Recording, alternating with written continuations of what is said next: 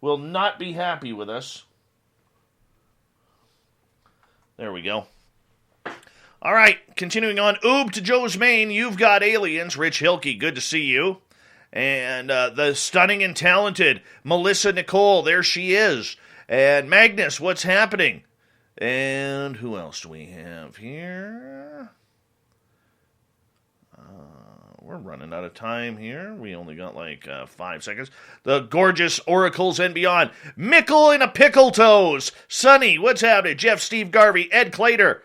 Good to have you guys here. Richard Kern, welcome to SOR Chat for the first time. How are you? Thank you. I hope you enjoy the show and hit subscribe. Jose, what's happening, buddy? Nice to have you here. Hi, Lee. Nice to have you. Kawhi, what's happening? Digger Dog, it's nice to see you. I got to shut this off right here on the roll call because we got to play some radio. Steve Stockton's here, everyone.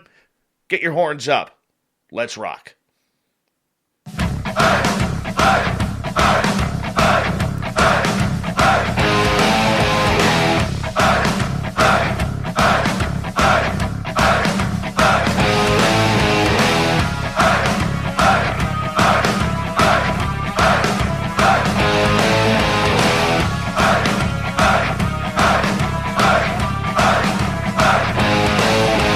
From the mountains of central British Columbia to you listening around the world, this, my friends, is Spaced Out Radio. I am your host, Dave Scott, sitting in the captain's chair of SOR headquarters.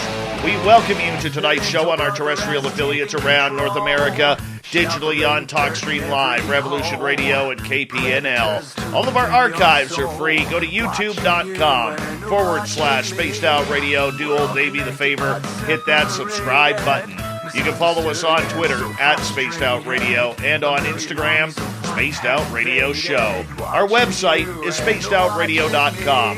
We have a plethora of features for you, including rocking out the Bumblefoot and reading up on Captain Shirk's SOR Newswire. Tonight's show is brought to you by Chive Charities. Help make the world 10% happier by visiting Chive Charities today. You can find them on our website. Our good friend Steve Stockton is back. He is part of KPNL, where we broadcast from, but he's highly successful on his YouTube channel, Missing Person Mysteries, as well as 13 Past Midnight. Steve is an investigator, a researcher, a successful author on everything unknown, from cryptids like Bigfoot to missing people who just vanish into thin air. Tonight, as we lead closer to Halloween, Steve is going to bring us some spooky stories that continue to haunt us through the month of October. Mr. Steve Stockton, how you doing, brother? Doing great, Dave. Thanks for having me back. Just a month ago or so I was here, son. Like that. Like coming back and love your audience. Love what you're doing here. Your show just gets better and better, my friend. Oh, you are way too kind. Way too kind. You know, I'll pay you off in beers when I'm down in Oregon. How about that? Hey, that works for me. Steve, you're a guy who's been doing this for a while. You've had a lot of fun over the years putting these weird stories together. Everything from sightings of Sasquatch, UFOs, paranormal, to the fact that people just seem to vanish and are gone for the rest of time. You know, how did you get interested in all of this? Well, I had some paranormal experiences when I was young, probably around 3-4 years old, minor stuff. And then when I was almost 6, I saw a full-body apparition. And it didn't scare me. It just kind of made me inquisitive about it. It piqued my interest, so to speak, and just kind of took off from there. I've been on a lifelong quest now. 52 years, Halloween. I'll be 58 on Halloween, so I started doing it when I was 6, looking into things. And, the more I look into it, the more I found that there aren't any answers, only more and more questions. So now it's not a quest for answers, but a quest for the next set of questions, and I like it that way. According to Charles Fort, one measures a circle beginning anywhere. So, and that's true in the paranormal. You can jump in anywhere and take off on any tangent you want. There's all kinds of strangeness out there. Some of it that hadn't even been touched yet. What makes trying to chase down these mysteries so fun, because for the majority of people out there, it didn't matter whether we grew up with Scooby-Doo, Inspector Gadget, or even today's cartoonish crime fighters, we always seem to have a passion for mysteries and having our brains tricked to think that we could solve. I mean, you look at some of those most popular reality games today are virtual reality and real reality mystery rooms on escape rooms. Like we're always trying to solve these mysteries and everything and puzzles. Was that part of it too? Is the puzzle of putting the pieces together? I think that's it. It is like working a big jigsaw puzzle, but then you find out, and I think Soraya asked Catherine this analogy, it's like 5 puzzles dumped together in the same box. And so you don't have any idea what puzzle you're even trying to put together, and there's way too many pieces for it all to fit. But that's the fun of it, it's just talking to people, experiencers, going to places where things have happened. And to me, I like to go to places where it's just been a one-off, something like the Dover Demon or something where it just happened to maybe 1 or 2 people. Because the places where you have a lot of activity, people will go there expecting something to happen, and they usually get disappointed. I like going to some place that I pretty much know nothing's going to happen, but I like to be where it happened and just kind of soak in that ambiance. For you, chasing down these strange creatures and these weird anomalies, in your investigations, have you ever encountered these critters, these creatures, or these supernatural type beings? Yeah, it just depends on which ones you're talking about. I've never had a sighting of a Bigfoot or a Dogman, but I've heard Bigfoot. I've heard the yelps and the yowls. I've seen footprints. I got pelted with stones once in Jefferson National Forest when I got too close to something after I'd been hearing yips and yowls and tree knocks. And I don't know if it was the Bigfoot warning me away from something or just wanting me out of their area. Because I think sometimes they can be benevolent creatures, and they'll be like, hey, you need to get out of there. We're not going to hurt you, but there's something in there that can. Maybe a bear, big cat, rattlesnake, who knows? And I can see that, I mean, I go chasing the forest for Bigfoot here.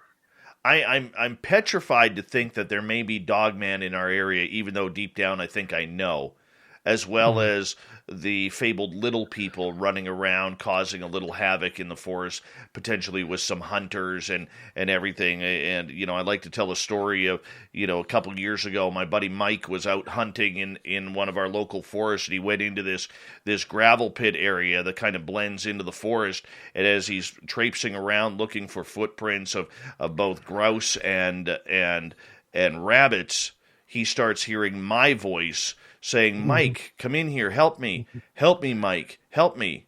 And he said the sound was emanating all around him. It wasn't coming from just one direction. Have you ever had anything like that or had stories about that? I've heard voices out there that didn't make any sense, and I've heard stories of people that, particularly some of the missing person cases I covered, the people that were found that did make it out, they would hear voices of loved ones calling to them when they know that the person whose voice it was sometimes thousands of miles away.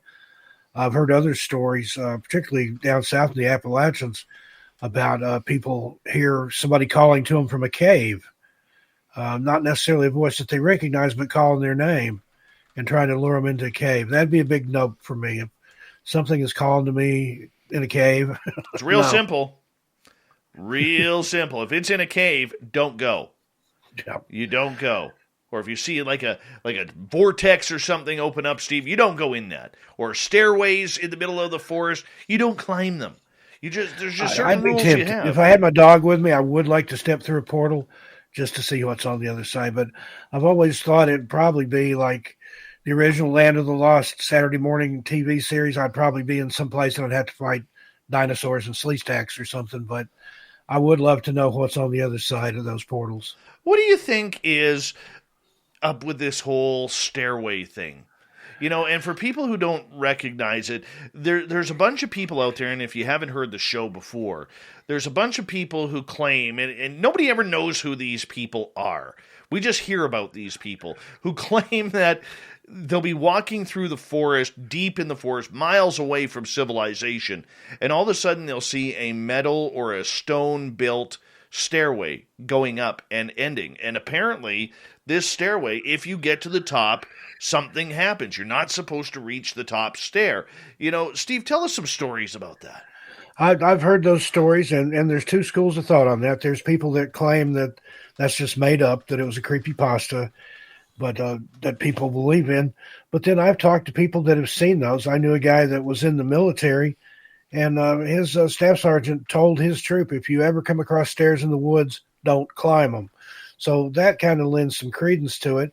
And as far as the debunkers, well, consider UFOs, and you have eyewitnesses, experiences, and things, but yet you have people that will come around to UFO groups and conferences and conventions, even online, and say, no, that didn't happen. That didn't exist. So I believe that might be part of maybe some government's attempt to make people think things aren't real, is they plant people to tell you that it's not real.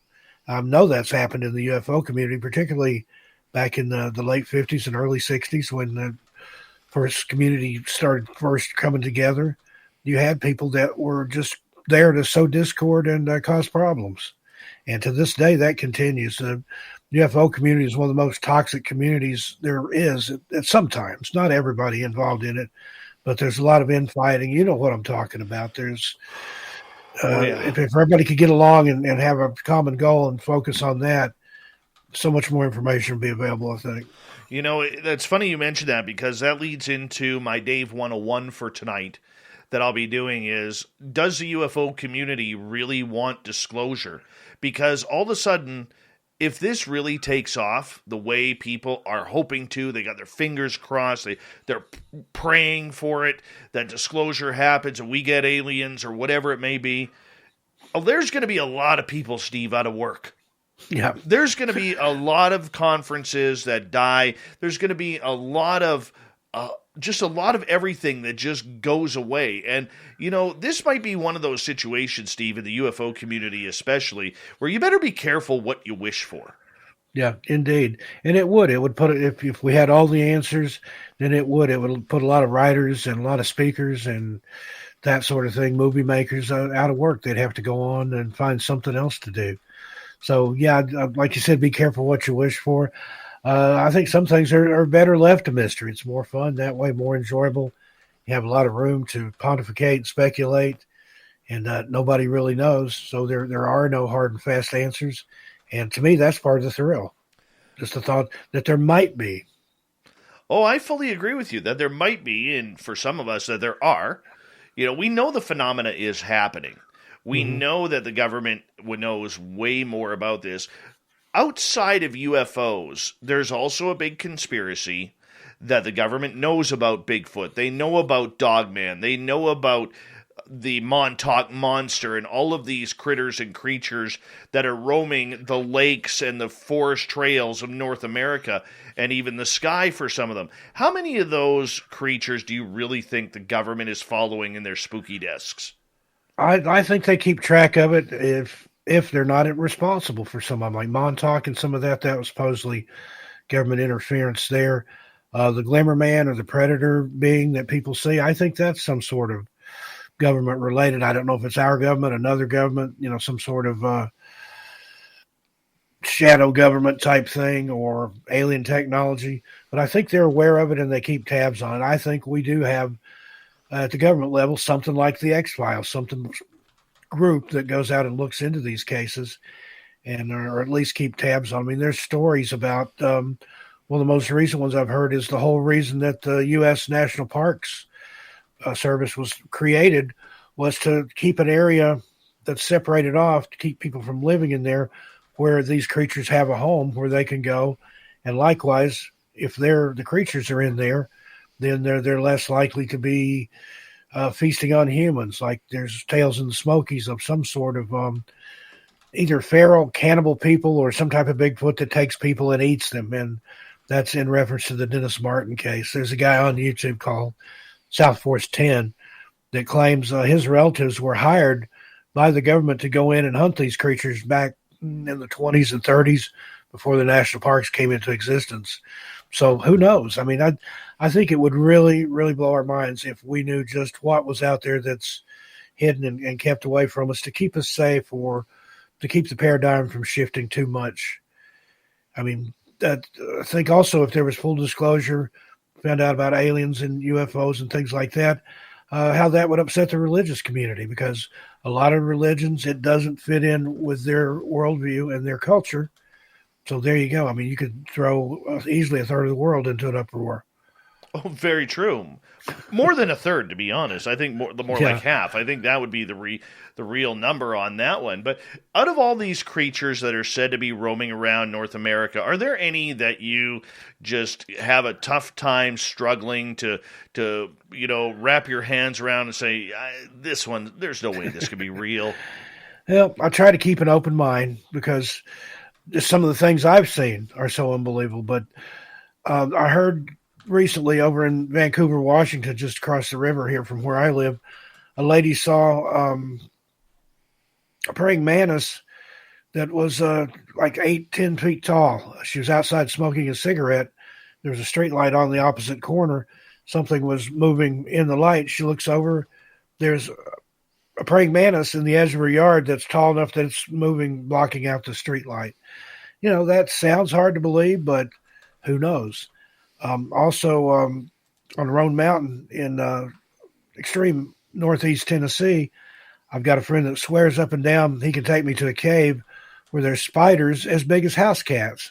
Now, I don't know that I particularly want to see that. No. I mean, the body of the spider is as big as a cat. He said with legs and everything, it's, they're about 3-4 feet across. Nah, I'll take his word for it, but he swears that there's at least one in this cave. Yeah, I'm not going in there. I'll take his word for it. I can handle the little spiders, man. But anything like getting like that tarantula size or bigger, I'm out. Anything that can kill a bird or a small animal, no, I don't. No. I coexist with spiders. I've got cobwebs up in my studio here. They catch mosquitoes and flies and things like that. Mm-hmm. But anything venomous, it's got to go immediately. And the other rule, no matter what kind of spider you are, you don't get in my bed or on me. If you're either of those places, you, best case scenario, get escorted out the door. Worst case, barrel at sea in the bathroom. So in other words, you make the spiders sign a contract before entering your house. They have rules here.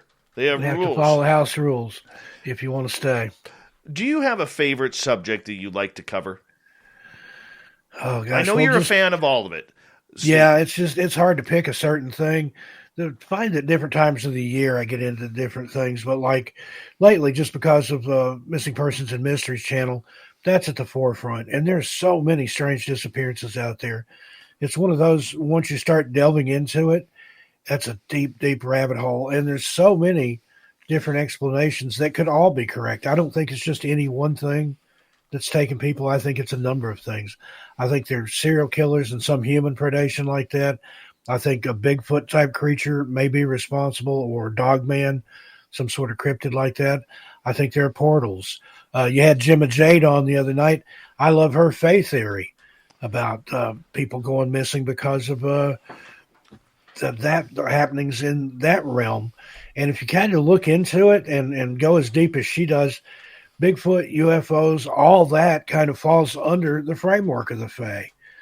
There's stories going back to like the 1700s of hairy giants accosting people, of little men in horseless buggies flying out of the sky. That's Bigfoot and UFOs, but it's a part of the fairy in the Fae canon. So, yeah, but it just kind of fits it together with a little bow there. But who knows? I mean, what do you think the possibility is, Steve, that a lot of this is imagination and really, really cool tall tales comparatively to people who are committing heinous crimes, which we do know and have proven to know that these crimes exist?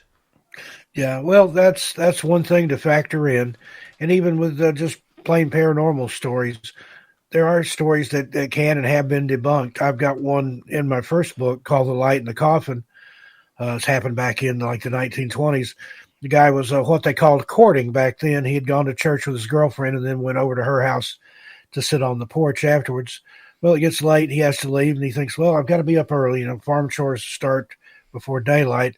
So if I cut through the woods, I can save some time instead of walking 2 or 3 miles down the road. So he cuts through the woods. He sees off in some weeds or some briars what looks like a coffin with a flashing light in it. Now, he sees that as a not good omen at all. In fact, very, very bad. Takes off running through the briars and the woods and stuff, loses a shoe, tears his church clothes, everything, gets home. He's just a mess. Tells his mom, I saw a coffin in the woods with a light in it. His mom, being very superstitious, she about has a breakdown. She's crying and wailing and sure that he or somebody's going to pass away. Well, finally, the dad, who was the one with some reason there, said, I've had enough of this. I'm going to take you. We're going to go back out in the woods. We're going to find this coffin. So even though he resisted, he finally relented, went with his dad. They go out in the woods, and sure enough, they see something over there, the light flashing. And he's like, he won't go in there. But it's like, right over there, Dad, go take a look. So the man wades over there, kind of gets quiet for a minute, and then he bursts out laughing. And he's like, son, I want you to come here. So the kid, again, reluctantly goes over there and he looks. It's a felled tree, a rotted tree that's fallen down. And in some of the part that's rotted out, there's a spider web. And in the spider web, there's a firefly or a lightning bug. So it wasn't a coffin. It wasn't the light in the coffin. It was a bug caught in the spider web. But the guy said, if my dad hadn't taken me back out there and shown me what it was, he said, I was convinced I saw a coffin with a light in it. He said, that is exactly how it looked in my mind and, to my eyes. And he said, I probably would have died of fear that night just from thinking that I was going to die because I'd seen this horrible omen or portent or whatever. Now, that's in the South. They're big on their superstitions, their warnings and omens and things like that. You have to know how to interpret them. Well, but that's one example of something that somebody could really be just frightened out of their mind, but then it turns out to be something just very, very natural. With superstitions, we got about 2 minutes left. How much does this come into play with these creatures and missing people? As far as superstition, again, it's that kind of ties into the Fae. There's certain things you don't do, or it can just be any missing persons. You don't pick berries, you don't go into boulder fields, you don't wear red, certain things like that people that have gone inexplicably missing were doing one or more of those things. But that also involves the Fae. The Fae hate the color red. The boulder fields is theirs. The berries are theirs. Not only do they eat those, but inside those berry bushes is where they do their mating and things. So, but you hear about a lot of people that have had strange experience while picking berries or gone missing while picking berries. A lot of people that go missing are found later in a boulder field that's already been searched. So there's another kind of Fae incursion in there. But again, is it superstition? Is it real? Who's to say? Definitely, and that is something that we need to try and figure out as we move on here, because tonight we're going to get into a number of interesting stories from your channel, Missing Person Mysteries, and other creatures of the night that seem to roam around and want to mess with us innocent humans who don't know any better. But, I mean, my friend, when it comes to these... How do you do it? How do you prove? Give me the minute-long speech on how you prove that a story is real and not just bunk. Well, again, that would depend on the story and the witness. A lot of times you can tell just by talking to somebody, listen to them repeat it and tell it to other people, see if any of it changes, or if they're people that tend to exaggerate will tell it bigger each time. That's like fishermen and people like that. A fish this big becomes this big and then that big by the third time they've told the story. And a lot of time it's the reticence of the person to actually tell the story. Somebody that's trying to put one over on you, they want you to hear their story. But particularly in my first book, a lot of those people didn't even want to talk about it just for fear that it would happen again or come back. That, to me, is a good way to vet it. But it's impossible to totally vet every story. I tell it for the value of the story. You take it as it is, and if you want to investigate, that's up to you, although a lot of these were one-time things that never happened again.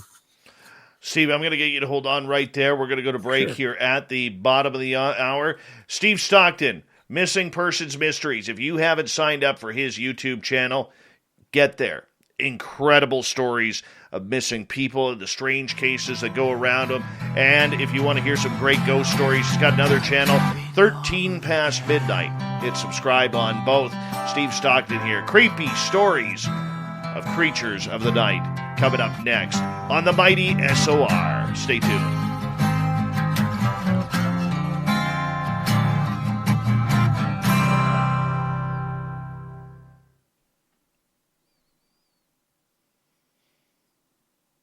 All right, buddy, we're clear.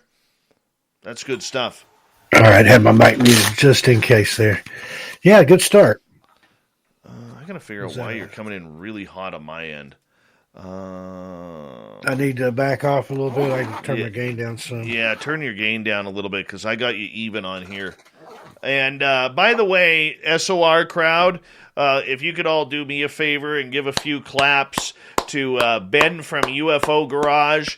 Him and his beautiful wife just welcomed their first child, a beautiful baby girl, into the world just a few days ago, and they are settling in very nicely, and everybody is happy, everybody is healthy, and now they got to figure out how to learn how to sleep again, because the good old days are over, Ben. The good old days are over, but congratulations and much love to you and your family, Ben from UFO Garage. You are a rock star to us, my friend. You are family, and we're so proud of you and your wife welcoming in the little newborn into your world, and God bless you for it, man. So thank you so much for everything, and we love you, and I'm going to keep running in circles because I'm such a wimp for babies, man. Such a wimp for babies. Love children. And so anyways, thank you for that. And if everybody could just send some love Ben's way, it's pretty awesome. Pretty awesome. So that's for Super Ben right there. Mm-hmm. Mennonite Abe's got it right. Hello, baby. Goodbye, sleep. Oh, yeah. Sonny from Chop Shop, what's happening? Got some of my people here tonight. Divine Diamond, she's a fellow Canadian with you there. Oracles and Beyond, Cassie, how you doing? Jeanette Sanchez, my little brown elf, how are you? Saw some more of my folks in here. If I don't get to you, I apologize. Carol XO. Making me happy. Jose's here. Callie Snyder, all the way from Hawaii. Nice. Oh, and Celine's there. She's running the stream tonight while I'm on here. Now, sometimes is she? I do both, but I know usually it's you at night. Yeah, she's running it tonight. My Mac that I usually run it on is down, so I can only do one thing at a time now. So I'm on here and she's running the stream. So thanks, Ann. Yes, and Celine, everybody. And Celine. I love her. And you know what, Steve, I'm going to call you during the day tomorrow, so that way we can make some plans to do a KPNL event down in Oregon. I mean, now that we know that the border is going to be opening up here, I believe November 9th, they're going to open up the border between Canada and the U.S. I really want to get down there and support KPNL and support Ann and you, and I think it would be, I think we could put together a very fun evening for a lot of people in that area who want to hear some spooky tales and some weird stories. Yeah, absolutely. Like I said, we're looking around to see if there's a nightclub or a small theater that we can four-wall, and then that way just have you and a stage and see whatever happens, cash bar. Right. Hey, we got a lot of new people in here who are first-timers that I don't recognize. I just want to let you guys know that we are not a podcast. We are a live radio show, and we have to time everything out with our terrestrial affiliates. And so during the breaks, when we actually go to commercial break, you get to have the behind-the-scenes footage of everything that we're talking about and yapping about off air, so to speak. And so that's the reason why this sounds a little bit different. If you're wondering what's going on. If you are new and you like what we do, like Steve does, and Steve loves coming on here, do us a favor, hit that subscribe button, ring that bell, and we are here literally 7 days a week. I'm here Monday through Friday. Lynn Wallington is here Saturday and Sunday nights, and we may have some news next week of a big announcement, which will also be really good for all of you too. And we may be expanding some programming here very soon. Very, very soon. And growth is always a good thing. Whether it's a radio show, whether it's a beard, okay, it's always a good thing. All right, we are 30 seconds away. A good way to support our show is through the Super Chat.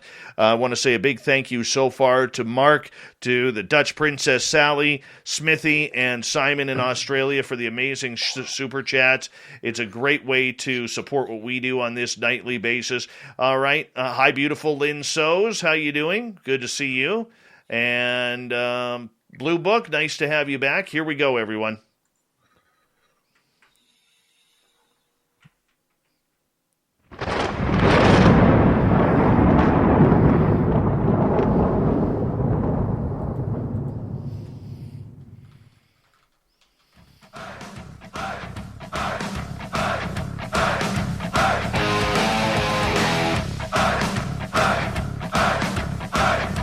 Second half hour of Spaced Out Radio is now underway. My name is Dave Scott. Thank you so much for taking the time to join us. We really do appreciate earning your listening ears. Want to remind you that if you've missed portions of this show or others, check out our free archives by going to youtube.com/Spaced Out Radio. Do me the favor, hit that subscribe button. Our website is spacedoutradio.com, where we have a plethora of features for you. Rock out to Bumblefoot, read up on Captain Shirk's SOR Newswire, and check out our swag as well. We got some good gear. And of course, follow us on social media. Twitter @SpacedOutRadio, Instagram @Spaced Out Radio Show. Spooky Stories Night here with Steve Stockton, warming you up for Halloween because, you know, this is the month where almost everybody decides that they are paranormal fanatics. It only happens once a year, and that's the month of October. Steve Stockton has 2 incredible YouTube channels that we really highly suggest that you go and hit that subscribe button because the content is incredible. He has 13 Past Midnight, which is spooky ghost stories, literally 24 hours a day, 7 days a week, and his big channel, Missing Persons Mysteries, which gets into the weird and strange. Steve, welcome back. Oh, thanks again, Dave. All right. Do you want to start off with some missing people? Sure. That's the case that really got me interested in missing persons, the Dennis Martin case. Happened Father's Day, 1969. I was just a little bit younger than Dennis. He was 6 going on 7. I was 5 going on 6. And it was just the first time in my childlike mind that I got an idea that bad things can happen to children. Children can disappear and never be seen again. Happened not far from where I live. Was in the Smoky Mountains. They had been to the Cades Cove area and had hiked up to Spence Field. Met another family up there, also named the Martins. They had some kids. So Dennis and his brother and the other people's children, they're playing together, doing kind of a hide and seek or slip up on the adults and scare them kind of thing. Dennis's father said he watched Dennis go behind a bush. Now, he was wearing red, another synchronicity there. And the other kids had him go hide separately because they was afraid he'd be spotted easier. His father saw him go behind a clump of bushes, and that was the last time he ever saw him. When the other kids came out, jumped out, scared the adults, he's like, "Oh, where's Dennis?" And they're like, "We haven't seen him since we hid." He went straight to the clump of bushes, went in it, walked all around it, no Dennis. He sent his father, the father's father, Dennis's grandfather was with him. He sent him down to the ranger station, and Dennis's dad took off in a run down the Appalachian Trail, which goes through the edge of Spencefield. Went for a couple of miles to see if he could see Dennis. No sign of him anywhere. And then in another part of the park, just a little bit past that, a family called the Key family was looking for bear. And they thought they had spotted a bear. Now, this was right after they'd heard a weird scream, unlike any they'd ever heard. Well, the kids said, "Dad, there goes a bear." And the dad looks like, "No, that's not a bear. I think that's like he said it was looked like a man wearing fur or animal furs or something, climbing up a hillside with something red over his shoulder. So some people think that was a Sasquatch or one of the feral cannibal hillbillies that they talk about that live in the park that took Dennis. But nobody will ever know for sure. The only thing, they might have found a footprint, and they weren't even sure that was his because some of the Boy Scouts or Cub Scouts that were in there helping search was wearing the same kind of Oxford shoe that Dennis was wearing. And so he's been missing a little over 50 years now. Wow. I don't think he's with us. I don't mean to sound rude, but after 50 years, I don't think he's with us. His dad never came up hope. He died a few years ago on Halloween, about 5 years ago, I think. And in June, every year around the time of the disappearance around Father's Day, the local news down there would bring out the Dennis story and talk about it. And one of the last interviews I ever saw with his dad is just so touching and poignant. He said, I've always hoped that one day there'd be a knock at the door. I'd go, there'd be a nice looking man standing there, and it's like, can I help you? And he'd be, Dad, it's me. It's Dennis. I've come home. And unfortunately, that never happened. I mean, anytime that a parent even has to bury a child, that's bad enough. But can you imagine one that go missing and you have no closure ever, never knowing what happened to them? That would be just a living hell. I do have to ask you, because you've already mentioned it twice, about these cannibalistic hillbillies. Mm-hmm. What is this all about? Well, again, it's conjecture. There's some people tells you it's just made up. There's other people that claims they know all about them. Dwight McCarter, he's a retired ranger from the Smokies. In fact, he was the lead tracker on the Dennis Martin case back in 1969. He wrote a book called Lost, and he's mentioned that he doesn't really go as far as to call them feral or Bigfoots, but he said there are some people that live out in the woods that are very, very off-grid. Some of them have never been out of the woods, were born there, live there, and will die there. And they don't like other people except maybe for a meal. Now, he didn't add that part, but that's the conjecture. And so there's a guy on YouTube, South Force 10, that talks. He's got several videos about the Dennis Martin case, and he claims Dennis Martin was eaten by these people or creatures, whatever they are. And just a lot of strange things surrounding that case. The FBI field agent from Knoxville, who was in charge of that case, took his own life in a very spectacular way. Maybe it had something to do with the investigation, who knows, but that's part of the claim is he knew stuff that just bothered him that bad about that case. So who knows? I'd stay out of the Smokies, though, if you're going to be out. If you go out, don't get off the trail. Don't wander off somewhere where you're not supposed to be and get in the bushes, because it's the most visited national park in the United States. Over 12 million people last year, even with things shut down. But there's some strange missing cases there. Trini Gibson's another one, a high school student that went missing in the 70s. It's from the same neighborhood as Dennis Martin. Another strange coincidence there. And then you had Thelma Pauline Martin that went missing in the 80s. Was hiking with some friends in the Dudley Creek area. She walked ahead, went around the corner, and they never saw her again. Now, different theories on both those. Some people claim Trini was abducted. Some people claim that she ran off with an older boyfriend, that she had very strict parents.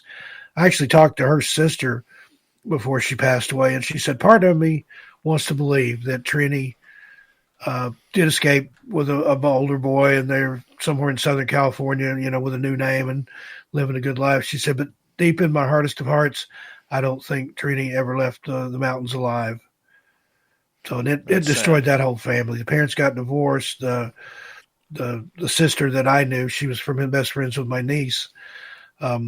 She turned to alcohol, substance abuse, and things like that. Died early, very tragic death from alcoholism. So just destroyed that family. And then Thelma Pauline Martin, my hiking and skiing club, actually helped search for her. I believe that was in 1981. And again, she was married to a much older man. He was starting to have health problems. And there's people that think that she just, wasn't looking forward to a future of having to take care of somebody that was bedridden and just pulled a runner. But again, that's all conjecture. The only thing that's known for sure is that they disappeared and haven't been found. How many of these people who go missing do you think actually are just runaways that just want to get out of the world, get out of what their situation, and just disappear and start anew? Now, it's harder today because everything is computer tracked, camera tracked, whether it's bank accounts, whether it's, you can't get a fake ID anymore or anything like that. But, back then in the 50s, 60s, 70s, 80s, and even into the early to mid 90s, it was easy to make yourself disappear if you wanted to start anew. Oh, very possible. I remember in the late 70s when I got my driver's license, it was typed on a piece of green paper. There was no seal, no hologram, nothing like that. If you could have got a hold of the blanks, you could have made as many driver's licenses as you wanted. There was no photo on them. But it still can be done. It's like you said, it's a lot more difficult now, I think. But we had a case we covered where a lady was found in Utah that had been missing for, I want to say like 7 or 8 months. I can't remember off the top of my head. A good time. And she had just decided to take a powder. I mean, everything that was happening in 2020, with the riots and the elections and just the pandemic and everything going on, she's like, nope, I'm out.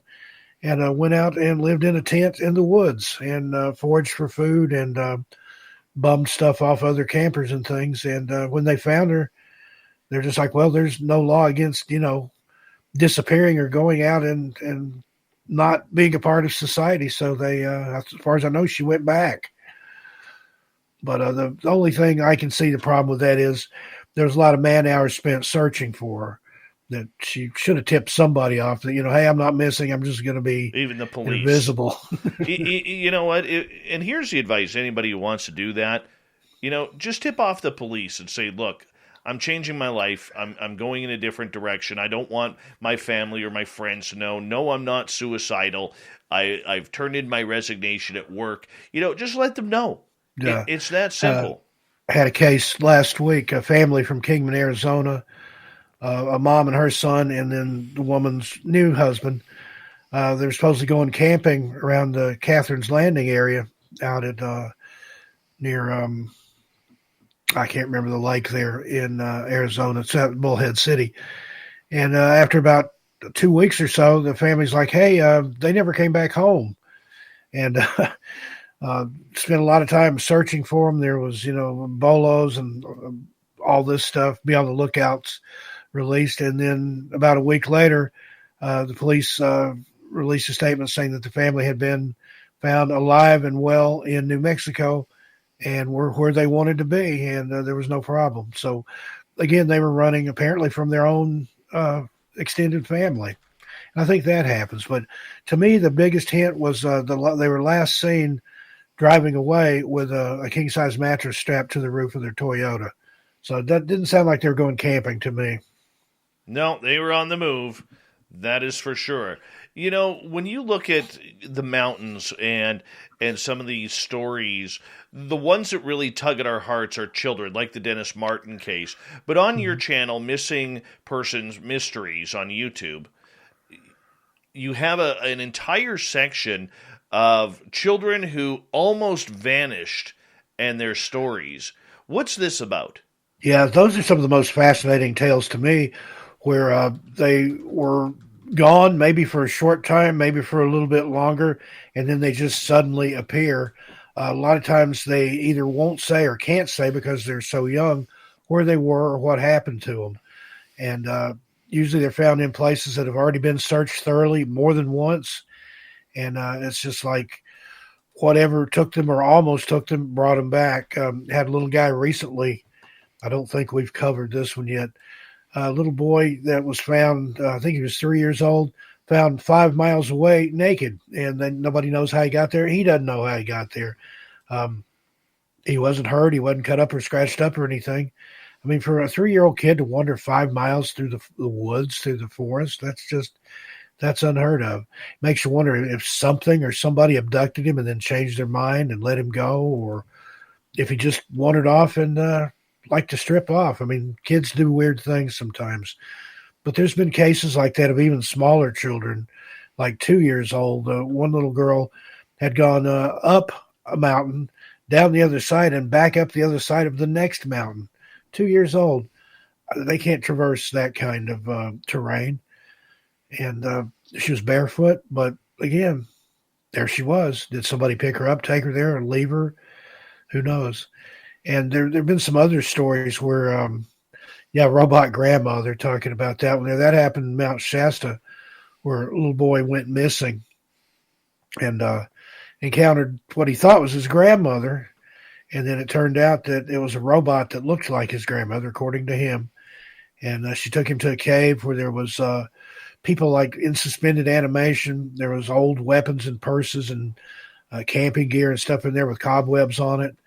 And she insisted that he poop on a piece of paper. He refused to do it. She got mad and said, okay, I'm going to take you back now and leave you on the trail. You stay here. Somebody will find you. Sure enough, they found him later in an area that had already been searched. And he didn't tell that story until a couple of weeks later. Right. And then the grandma remembered, Grandma Cappy was her name. She remembered that she had been camping in the same spot prior to that with a friend. She remembered seeing red eyes outside the tent. And then the next thing she remembered, she woke up in the morning outside the tent, face down on the ground, and had a puncture wound in the back of her neck. And she'd kind of forgotten all that until all this happened with her grandson. So did somebody, take something out of her and make a replicant? Shasta's a weird place anyway. You've got New Agers, occultists, Saint Germain that supposedly still walks the place, the Ascended Masters, a city of gold inside the mountain, on and on and on. Shasta's just a weird, weird place. That's one of my favorite places to go, and probably also one of the most dangerous just because of all the things that have happened there. Well, Sherry brings up a good one from Texas recently, where a 3-year-old boy was following his dog into the woods and disappeared and was found 5 miles away. Yeah, I think that's the one I was talking about, and he was stripped off, if I believe he was naked. Yeah, I don't know about that's that. That's another thing. A lot of times the dogs and the kids will go missing at the same time. Sometimes the dog comes back without the kid, but the dog always comes back whether it's with the kid or without. Now they find the kid later. But and something has to be keeping these children safe. Okay, and I'm a firm believer about that. It reminds me of the case a couple of years ago, and thank you, Joe, for bringing it up in our chat room, of the little boy in North Carolina who said he was with a teddy bear for 2 days. Anybody, and everybody's saying, oh, he was with a black bear. Yeah, okay. Yeah, I love that. The authorities like, oh, it was a bear. Everybody go home. Nothing to see here. Probably. No, it wasn't. Bears don't cuddle children. Bears don't pick berries and bring them back and feed them to kids. All these things that he told, I believe it was some sort of cryptid, like a Sasquatch or something like that, that has been known to protect not only children but grown people. Well, if you look at that case, though, if you know anything about bears, okay, and I live in an area where there's black bears, and just a few miles away we get into grizzly territory. Mm-hmm. When they are, first off, in the winter they're hibernating. And even if they're not hibernating, they are angry, they are cranky, and they are hungry. Mm-hmm. Because they haven't eaten for weeks, if not months. And the fact that a bear would see a crying child, that's a meal.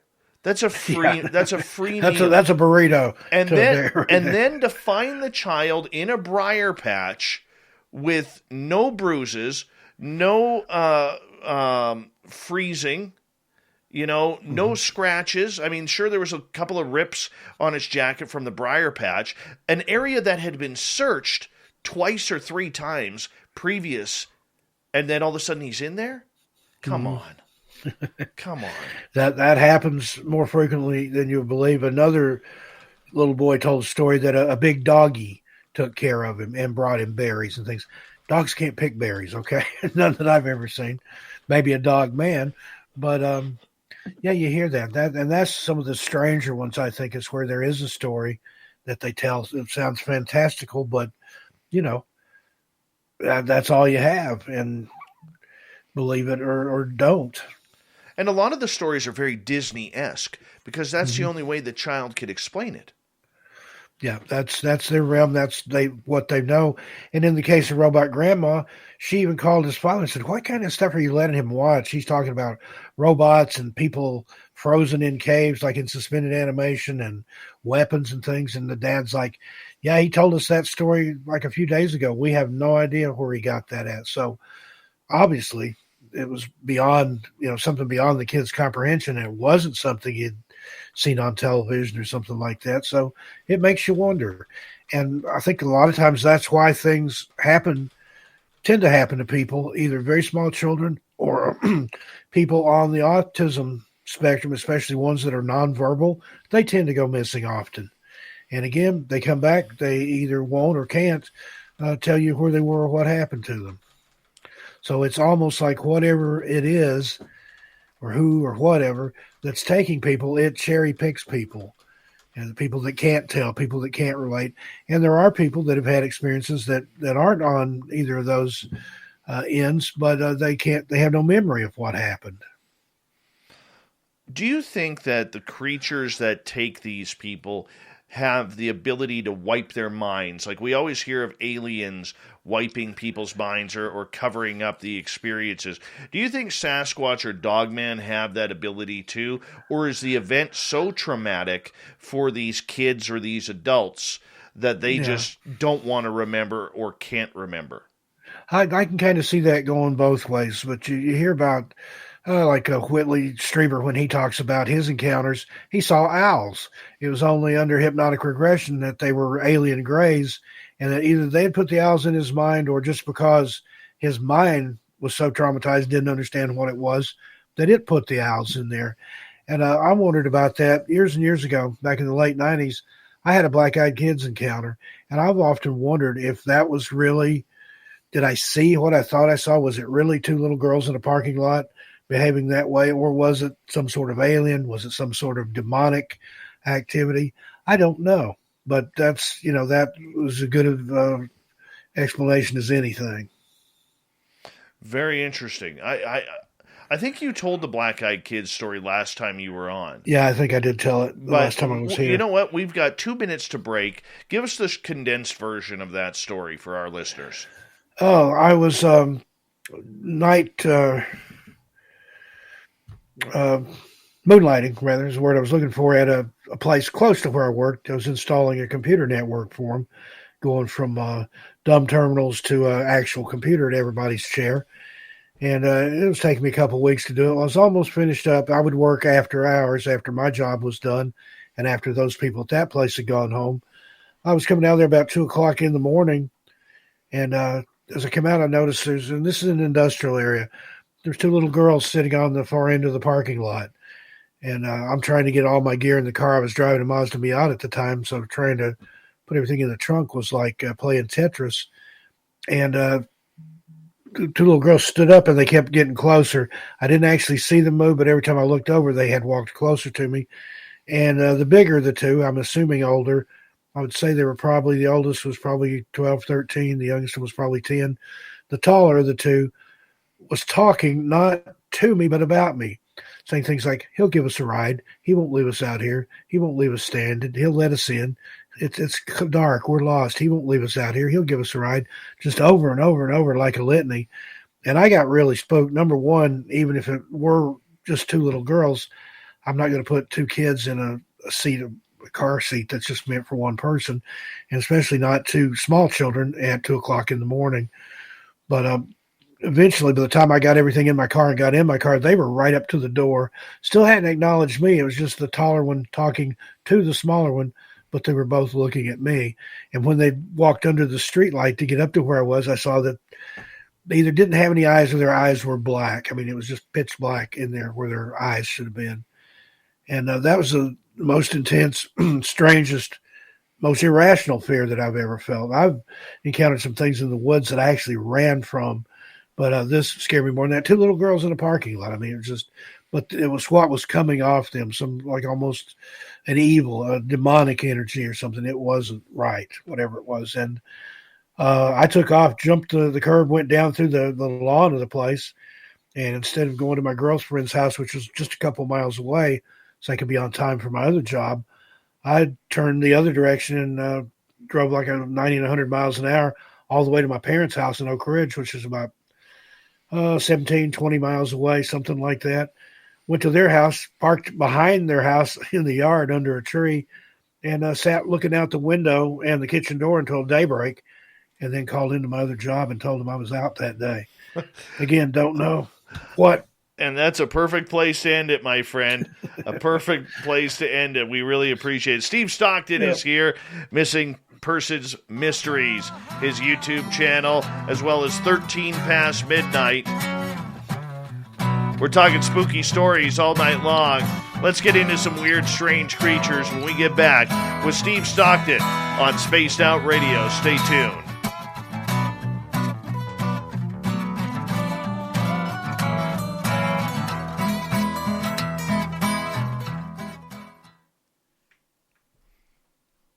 All right, we're clear. What's that, bud? Is this a long break? Yeah, 6 minutes. Okay, I'll be right back. And let's see here. Who else we got in here that's come on in that I've missed? Third Phase, I'll ask your question when we come back. I'll put it up top here on the screen. So we'll get to that, guys.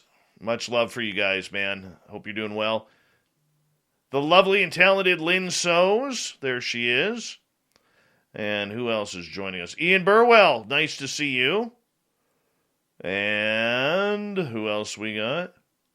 Thank you, Ozzy. Oi, oi to you.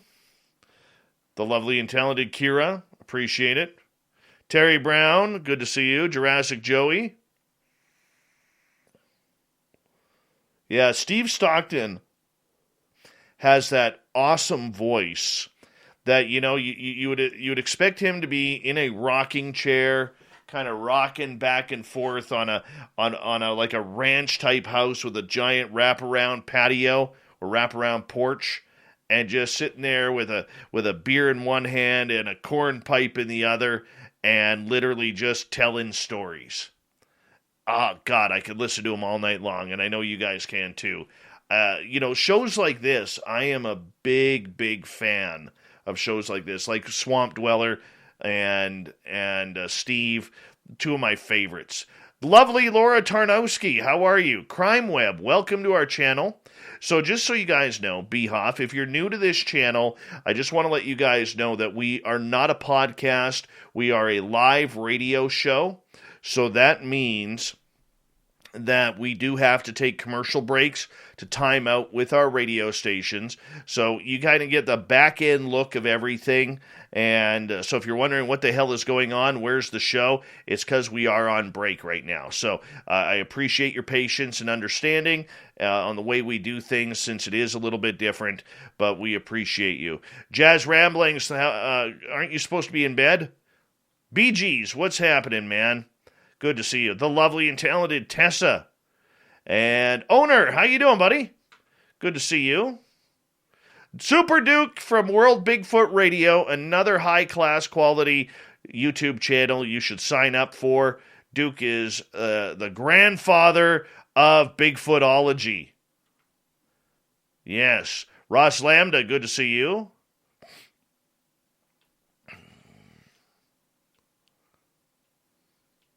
Tessa from Australia, thank you so much for that awesome super chat. Really appreciate that. Much love, Tessa. All right. Good old Super Duke. Dookie Dookie Duke. Duke. He's like, shut up, Dave. Shut up.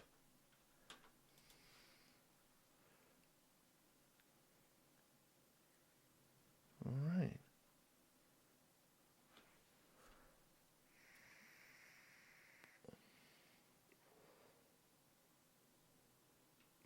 Grape ice. If you're wondering, grape ice.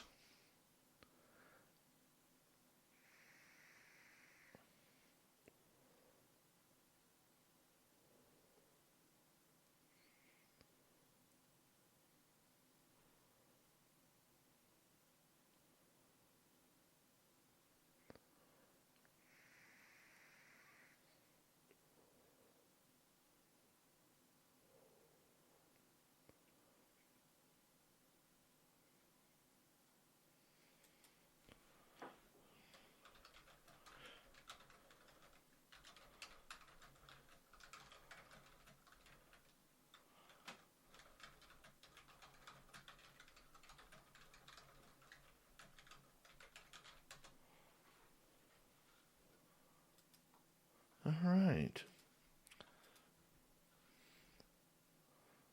Anybody else come in while I was quickly doing this? Lee Veltman, how are you?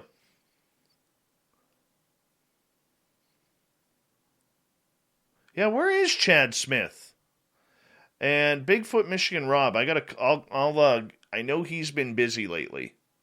I'll get a hold of him. Hey, Thin Lizzie Borden, welcome to our channel, by the way. This is your first time here. Really do appreciate that. Steve is a good friend and supporter of this show, not only as a fan, but through KPNL with Ann Celine as well. And I love them both very much. They're very good friends, very kind people and amazing people. And Steve has done wonders to try and help us build our own numbers and everything like that. Eric with a K is here. We have jumped up to being his third favorite show. Last week and for the last few years, we were number 4. But just a few days ago, we pulled into bronze medal contention here as we are number 3. Only by a couple of smidgens, but we are number 3. I want to say a big thank you to Ozzy Tessa, Ed Clater, Mark, the Dutch Princess Sally, Smithy, and Simon ×2 for the amazing super chats. Really do appreciate the love and support of Spaced Out Radio that you guys give. It's a great way to support what we do here on a nightly basis, as we are here 7 days a week. I'm here Monday through Friday, and Lynn Wallington is here Saturday and Sunday nights. We always get going at 9 p.m. Pacific, midnight Eastern time, and next week we're going to announce some exciting news on the show, and we'll be right back. Jolly Bridge Burner, welcome to our channel. Here we go, everyone. Get your horns up. Bumblefoot is coming.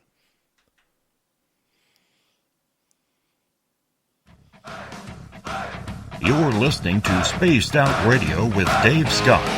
Follow Dave on Twitter at Spaced Out Radio and on Facebook, Spaced Out Radio Show.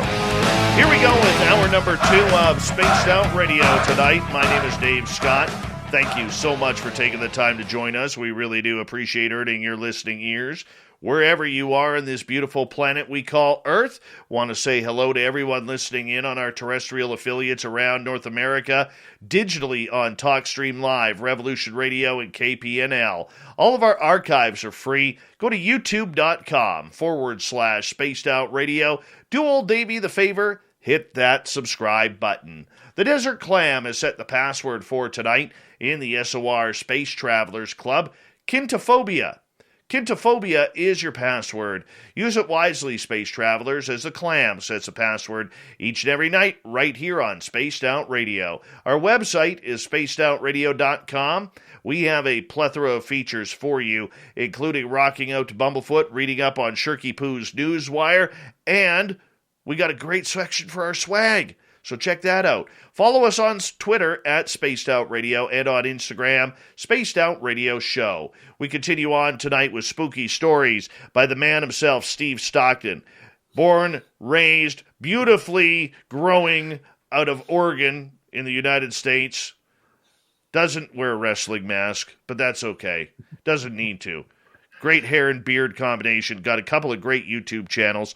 If you want 24-hour ghost stories, it's 13 past midnight. And his big channel, Missing Persons Mysteries. Steve, welcome back. Thanks. Afraid I wasn't going to make it back in time. I had to run my dog outside, but it worked out just right. I know that feeling. You know, a couple of years ago, I was actually like 3 minutes late getting back on the air because my dogs decided that they were going to chase around deer, and the deer were teasing my dogs at the fence. Yep. And I couldn't get them back in. I'm like, well, what the hell do I do? So I know that happens here sometimes. My dog Mulder, he's Chihuahua Corgi mix, and see deer out in the street sometimes, and he goes out to the gate and just wants to tear them apart. And the deer just kind of look at him like, yeah, okay, I'm 5 times bigger than you. What are you going to do? But yeah, he's fearless. I know the feeling with my dogs, and I got big dogs, So, Steve, I got a question to kick things off from the guys at Third Phase of Moon in beautiful Hawaii, and they are asking, if you see a black-eyed child or a shadow person, should you approach it? I would recommend not, just from other stories and things I've heard, Now, in my experience, I didn't approach them; they approached me. But that's just it was so almost traumatic. There was almost like a type of PTSD that went with it. And my experience wasn't really that scary compared to other people. I mean, I've heard of people where they show up and they knock at the door and almost demand to be let in. And I've only heard of one person who did let them in, and the operative there has only heard of one person. And then the lady's husband died shortly thereafter, and then she developed some kind of weird form of cancer. So don't know if it was the black-eyed kids or not, but I wouldn't take the chance. But that's the thing I wonder. Are there people that have let them in and then we just haven't heard what happened to them? So I wouldn't take any chances. Shadow people, that's kind of a different story. Depending on the story you hear, some of those appear to be malevolent, some of them not so much. I've only seen one, and I believe it was more of a spirit of somebody that used to live in this house than an actual shadow person. Lady I rent my house from, the widow, she owns several properties on this block. She used to live here with her husband. He was killed tragically one morning on the way to work. Had some sort of medical emergency, crossed the center lane, and hit a logging truck head on in his Saturn. And they believe he was dead before he hit the truck. But either way, he was certainly dead afterwards. It blew him and the car into several pieces. She said she's a first responder and was one of the first on the scene, so it's traumatic for her as well.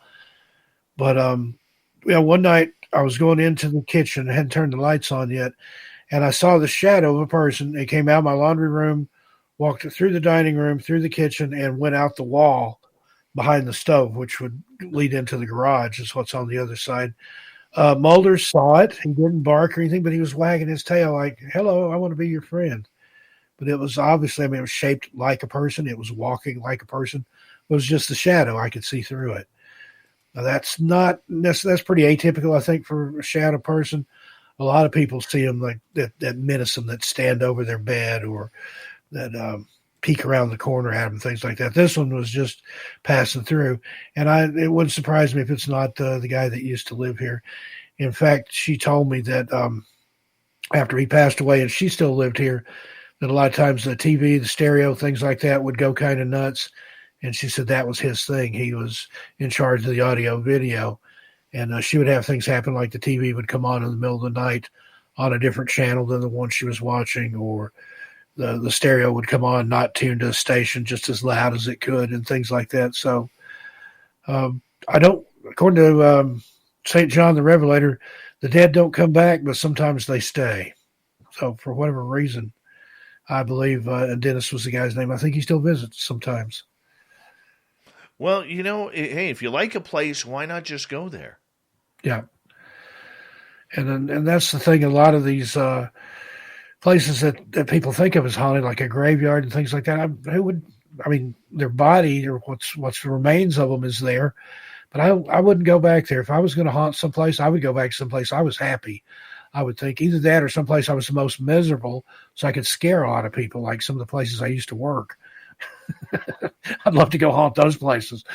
But that's always puzzled me, things like haunted schools, shopping centers, things like that. But then again, that's in the event of a school, maybe that was where the person was the happiest, or again, maybe they were bullied and it was where they were the most miserable and they're back to scare the pants off some people. I've been in a couple of haunted schools.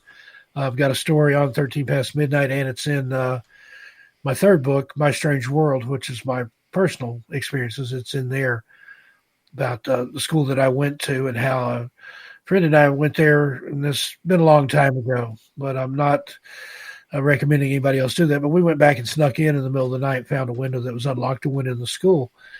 And I was just looking around, and something crossed the gym floor, sounded like a lady wearing high heels.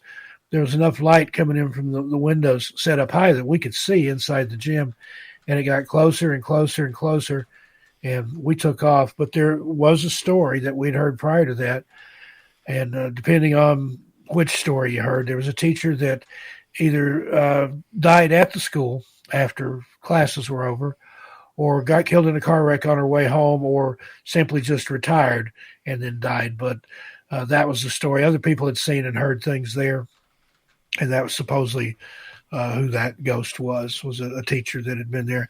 I did some research into that. Couldn't find any teacher that had died in the school. I couldn't find anybody that taught there that had been killed on the way home. But there were several that had, after retirement, had passed away. So my mom actually went to that school in the 30s, right after it was built. It was part of a WPA project. And she didn't hear those rumors. But when my brother went there in the 50s, there was already the rumors of a ghost teacher going around. So I heard it before I even started there in first through seventh grade. Armando has a question for you, and he's asking, Steve, how can First Nations or Native American lore shed light on some of these mysteries? Well, the deeper you delve into the lore, you'll find that a lot of the things that we talk about, they have a story about it. They've got Bigfoot-type creatures that they talk about.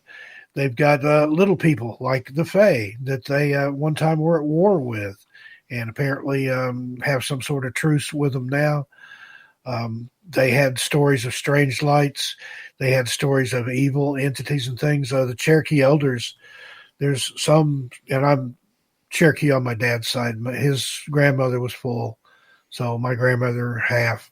My dad was quarter and I'm an eighth.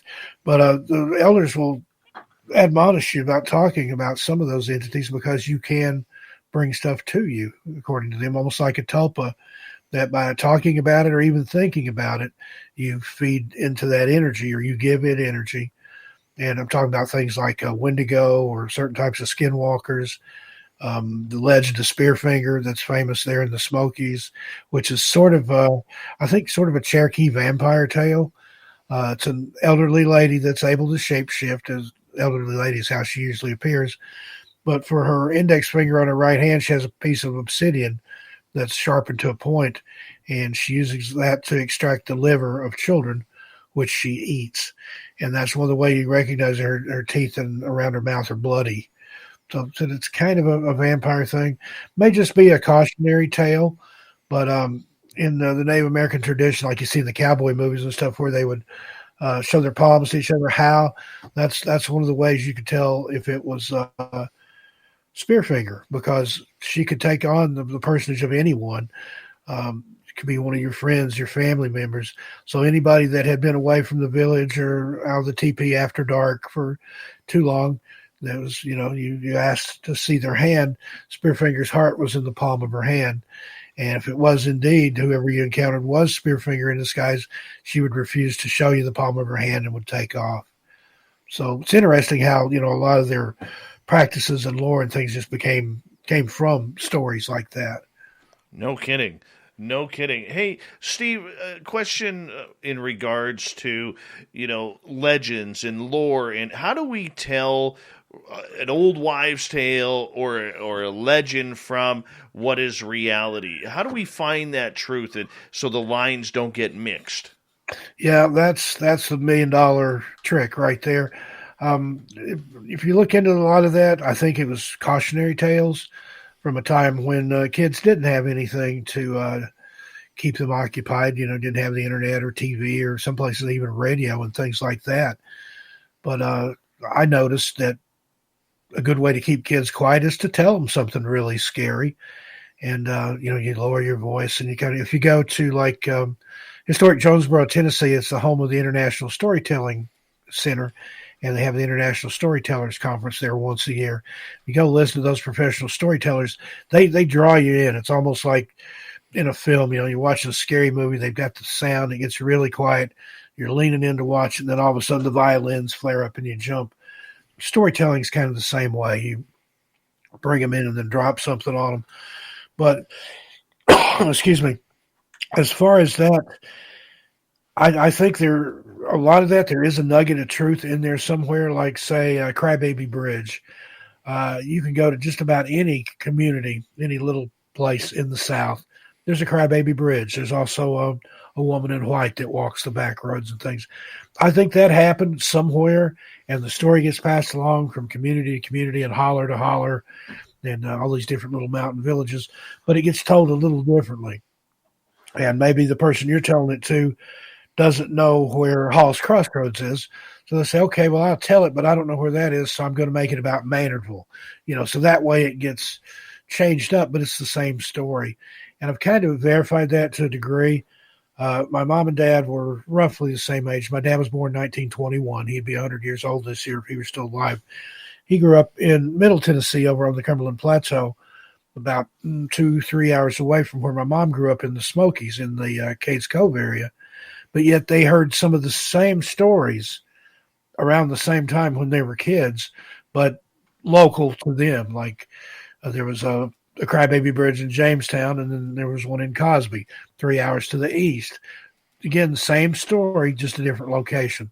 So I think a lot of those things happened once, and then it gets passed around. Another one, Vanishing Hitchhiker. That one is told all over the country. But again, there in the Smokies, they have the Vanishing Hitchhiker of Roaring Fork Motor Trail, which it's an archetype or a shadow of all the other Vanishing Hitchhiker stories. For anybody not familiar with that, a guy picks up usually a girl that's hitchhiking. She's cold. He lends her his sweater. She's trying to get home, and he either gets to her home and goes around to let her out, and she's not there, or sometimes she just disappears along with his sweater. Well, he goes to the door, knocks. I was giving a girl a ride, but she's not here anymore. I don't know what happened. It'll usually be the girl's mother that opens the door and says, yes, that was my daughter. She was coming home from prom and was killed by a drunk driver, 30, 40 years ago. She's still trying to get home. And the next day, the guy comes back and goes to the graveyard where the mother tells him the daughter's buried, and he finds the borrowed sweater folded up neatly on the grave. So that's just one version of it with different parts, but I've heard it told several different ways. Couple more questions here. Crime Web is asking, are some people more prone to having these experiences? As far as the paranormal, I think so. It tends to come from the maternal side. I found more often than not, like if my mother had experiences, my grandmother had experiences, it came down that side for me. Not so much on my father's side, but then again, my mother's family, my granny, she called herself a gypsy witch, although in Appalachia, she's what they call a granny witch. I don't know where she got the gypsy part at, but that's what she referred to herself as. And they were part of the spiritualism movement around the turn of the last century. They regularly held seances. They did table tipping or table tapping. She told fortunes. She read coffee grounds, tea leaves, animal entrails. She practiced phrenology, which tell your fortune by the bumps on your head, palmistry. She made charms and things like that, and knew every single superstition under the sun. I'm going to write a book on just the superstitions that she taught me. But she was, the wise old crone, just that total archetype. She knew things. She'd experienced things. There were times that she knew things that she didn't have any way of knowing about me, and that used to scare the devil out of me. I mean, she looked like a witch. She was little and kind of bent over, and probably weighed all of 89 pounds, looked like a beef jerky covered in leather or something. But she looked like your typical witch. I'll never forget one time we were going to visit her, and on the way there, the place we had to drive through, there was an old farmhouse. This was maybe a half hour, 45 minutes from where she lived. There was an old farmhouse up on a rise, and years prior to that, some kids had been playing in the yard. One of them chased a ball out into the road, got hit by a car, and killed. Well, there was something about that place that when we drove through there, I could always feel it. Even if I was laying in the back seat reading a comic book, I would get like a chill. I'd look up, sure enough, we're passing that house. Or on one particular night, we were going to visit her. I felt the chill. I popped my head up over the seat. Sure enough, there's the house. I went back down, was reading my comic book. And we got to her house. She took me into her sewing room, which had been a dining room in this big old Victorian farmhouse. But I don't even remember what the subject started out as, but she was talking about how you feel things. And I'm like, oh, yeah, I have 5 senses, whatever. She's like, no, I mean, you feel things like that spot on the highway on the way here tonight. And I just, my jaw dropped, my eyes got as big as saucers. Says, I hadn't said a word to my parents, certainly hadn't said anything to her, but she knew I had experienced something on the way to her house, and she had no way of knowing that. So, wow. Yeah, You didn't mess with Granny. No kidding. B. Hoff is asking, what was the human Fey war about? The biggest thing was a respect for nature. The Fae are very into nature and very respectful of nature. And, of course, when the white settlers came in, they tore up everything, chopped down the trees, just disrupted everything for their own need and didn't have any regard for the Fae or what they were already here doing. The same way with the indigenous people. Supposedly the wars and problems they had with the Fae were for using things for their own needs without giving something back to the Fae. Again, that's just part of the fairy lore, but who knows? There are places, particularly in Scandinavia, where if they're building a highway, they'll go all the way around an outcropping of rocks rather than blow it up and go straight through them because they're afraid of upsetting the trolls or whatever they believe lives in those rocks. Oh, wow. So it's not just it's in all cultures. There's little people in to some degree in all of these cases. We have 3.5 minutes, Steve. I want to get to one more question, and then next half hour I want to get into more stories with you. But Kaiju is wondering, what's the strangest missing persons case that you have investigated? Wow, the strangest. They're all strange to some degree. It's just I think some are more stranger than others, are strange in different ways. I guess some of the strangest ones, one in particular, there was a guy who'd gone missing, and off the top of my head, I couldn't even tell you what state it was in. It was somewhere in New England. And when they did find him, he was in a boulder field, just a clear area with nothing but boulders in it, and he looked like he'd been dropped from a considerable height. He's all mangled and messed up, but there was no height for him to have dropped from. There was just the woods and then this large clear boulder field. Well, the Algonquin natives have a story about a creature that looks like a rock, and its favorite thing to do is to open it up and swallow people and then crush them to death inside the rock and spit them back out. What do you think about that? If this person had been swallowed by the rock, crushed, and then spit back out, he might look like he had fallen from a considerable height and all mangled up and stuff. That's one of the strangest ones as far as no reason for him to be found like he was found in an area that had already been searched, no less. That happens more often than not. 2 minutes to go. What is with these boulder fields? We hear so much about them. Well, again, it's a supernatural place.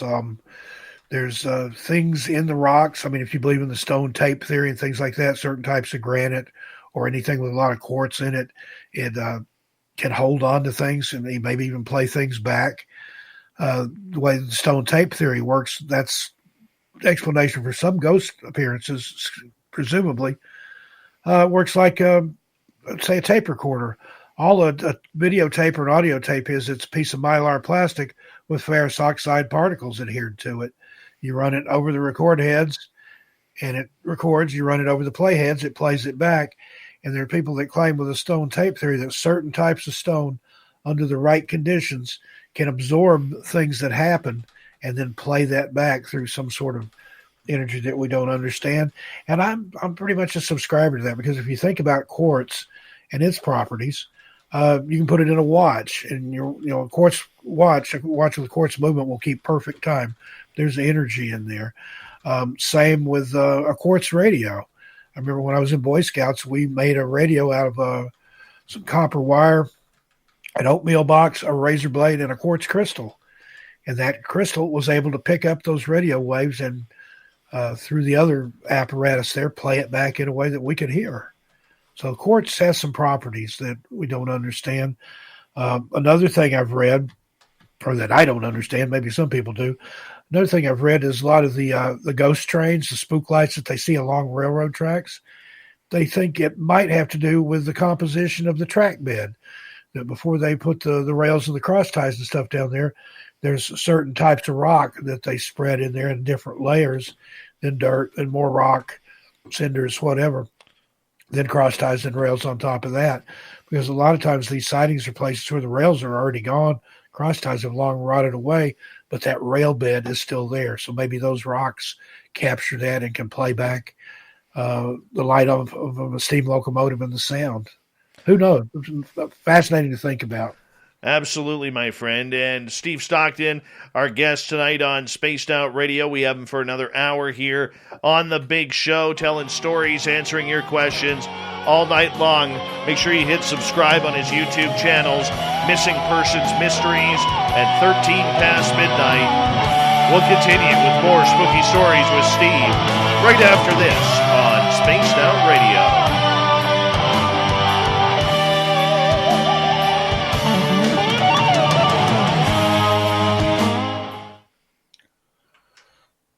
All right, dude, we're clear.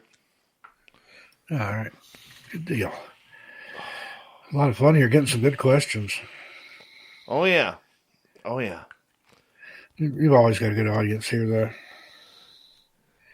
Yeah, they're all right. I'm teasing. I'm teasing. They're amazing. They are amazing. Kaiju, you read my mind. I was going to get into portals and dimensions with Steve coming up here.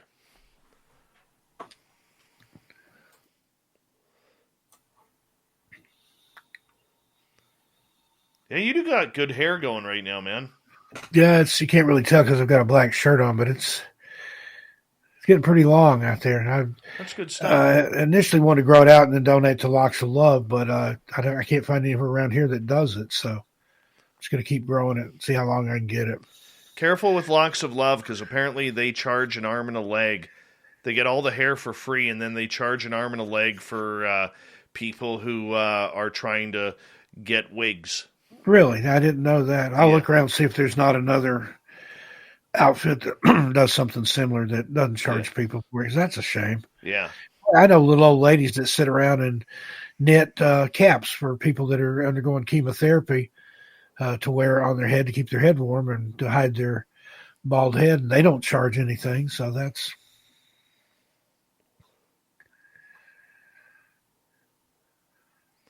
Yeah, it's like Goodwill in the United States. Goodwill is... it's terrible. Yeah. It's not. Some of them are better than others. It's not Goodwill, that's for sure. Yeah, the one that we have here is the Goodwill Industries of the Willamette Valley. The lady there got in so much trouble and had to step down. She was drawing like I think a 7-figure salary or something like that. And, everything they get is donated to them. Yeah. And then a lot of the people that they pay there are special needs people or people that are transitioning out of prison and things like that. They don't have to pay them a full wage. The government picks up the rest of it. So, all that money going to administration, I don't see it. Yeah, we had troubles with that up here with, oh God, I forget the company now, where they were taking a lot of, and the media up here actually caught on to it. They were taking a lot of harassment from people who had donated, and then they go back a week later, and like this one lady donated a ski jacket, went back a week later to do some shopping at the thrift store, and saw the jacket that she donated for free on for $249. Yeah. And they have a website too, kind of like an eBay type thing. They auction a lot of stuff off. It's high dollar anymore. I've even gone in and seen stuff priced higher than it would be in the store. And I'm like, well, yeah, it goes to charity, but still, the whole idea of a thrift store is you pay less for something. You get a bargain. Yeah. And that $249, what I recall of that story, that $249 was like $80 more than what she paid for at retail. Yeah, sounds pretty typical. Yeah. Yeah, it's looking kind of scraggly right now, but it'll get there. I don't know. I may shave all this off again. That's what I did last time, just shave the sides because it's standing straight out. Looks like I'm growing wings. My head's trying to fly off my neck. I have been to Target, Kaiju. What's a Target? Somebody saw my book at Target in Florida. That's how you know you made it, when the discount stores have your books. Say, if it ever shows up in Piggly Wiggly, I'm going to go do a book signing. You know what? If I was an author, I would go around looking at the bookstores where my books are, and I would sign autographs in the books.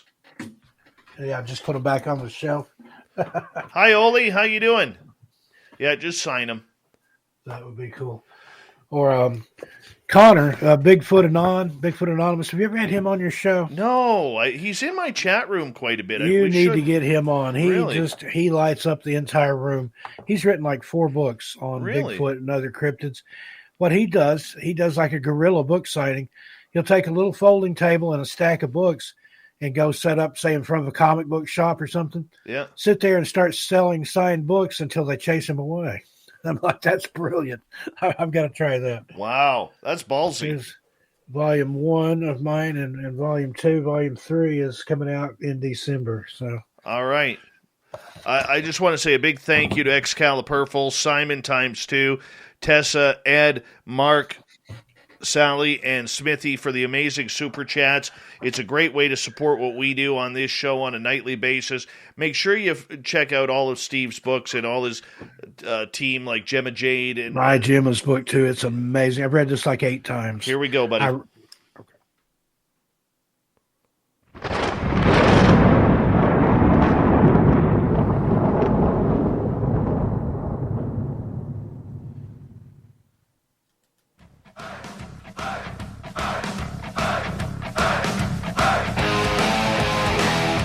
We pass the halfway point of Spaced Out Radio tonight.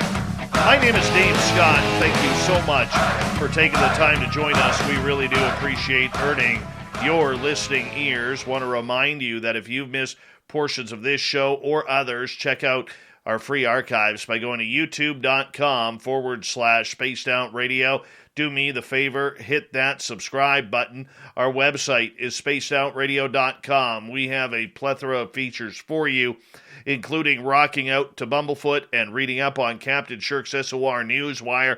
Check out our swag as well. Follow us on Twitter at Spaced Out Radio and on Instagram, Spaced Out Radio Show. Steve Stockton from 13 Past Midnight and Missing Persons Mysteries on YouTube. You want to sign up and subscribe and ring the bell on those channels because they are 2 of the best out there when it comes to real mysterious, creepy stories. And Steve is with us to share some of his information that he has learned in over 50 years of research. And Steve, welcome back. Well, thanks, Dave. Glad to be here. Before we get started, Steve, let's do a shout out to our radio audience about your books and your team's books and where they can find these great pieces of writing and get them in their hands. Okay, well, my books, they're all on Amazon and wherever fine books are sold. My publisher likes me to say that. Strange Things in the Woods, that used to be 2 volumes. It's been combined into 1. Then I have My Strange World, which is a book of just my personal experiences. And then the latest 2, started National Park Mysteries and Disappearances. So the first one is all about the Great Smoky Mountains National Park. So that is America's most visited national park. So that was why I wanted to start out with that one. Plus, I've prowled all over the Smokies, know it intimately. And then volume 2, I decided to cover some of the second biggest or most visited national park, which is Yosemite. This book covers California. It's got not only Yosemite, but Mount Shasta and Joshua Tree. Couldn't think of the name of the other place. Volume 3 is in the works. That'll be out in mid-December. It's Pacific Northwest, including Oregon, Washington, and Idaho. A lot of creepy disappearances and haunted stuff up here. And then Gemma Jade, my protege, she'd come out with Missing, the Fae Theory. It's how she works the Fae Theory into the missing persons thing. And I wrote the blurb for the back here at the request of the publisher. Gemma's thought-provoking theories solve so many unanswered questions regarding those who have mysteriously disappeared from the face of the earth. Beware the Fae. Steve Stockton, best-selling author of National Park Mysteries and Disappearances. And yeah, the California book, it's back at number 1 again. I think in Shasta Travel Guides or something like that on Amazon. Wow. But they're all on Amazon in ebook and paperback format. And going to be giving away some signed copies a little bit later on, probably next month, I think. We're getting ready to do a giveaway on Missing Persons and Mysteries, give away some merch over there too. That is awesome. That is very awesome, and I do want to point out that a week ago tonight we had Gemma Jade on the show here on Spaced Out Radio. Yeah, so that was a great show. she was amazing, absolutely amazing.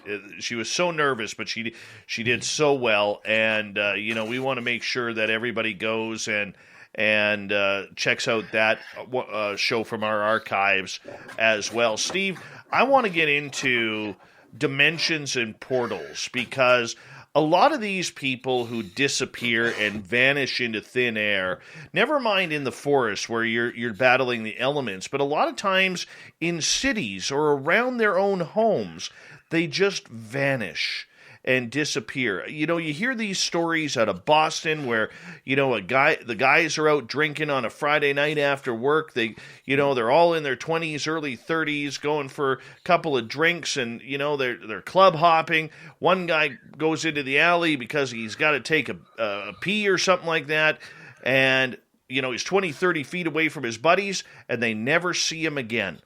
Do you think a lot of this is related to portals and dimensions? It could be. Now, we've covered that extensively. There's a lot of those cases. And the ones that are found again, they usually show up in a nearby body of water. And they may have been missing for a month, but they're only been in the water for maybe a few days. So where were they all that other time? There's video surveillance of people entering bars and never coming back out, ever. Or if they do, they're found in a body of water, but there's no surveillance of them coming out or anybody putting them in the water. You have that in Manchester. They keep finding people in the canals over there in Manchester, UK. They call whatever it is the pusher. They think somebody pushing people into the canals. I lived in Las Vegas for a while. It's got a lot of surveillance cameras there, but the UK has more than any place I've ever been, even more than Vegas. Yet someplace like Manchester that's just literally filthy with these surveillance cameras. They're on every corner. How could they not have footage of somebody, if it is indeed somebody pushing these people in the canal? I think there's something more at work there.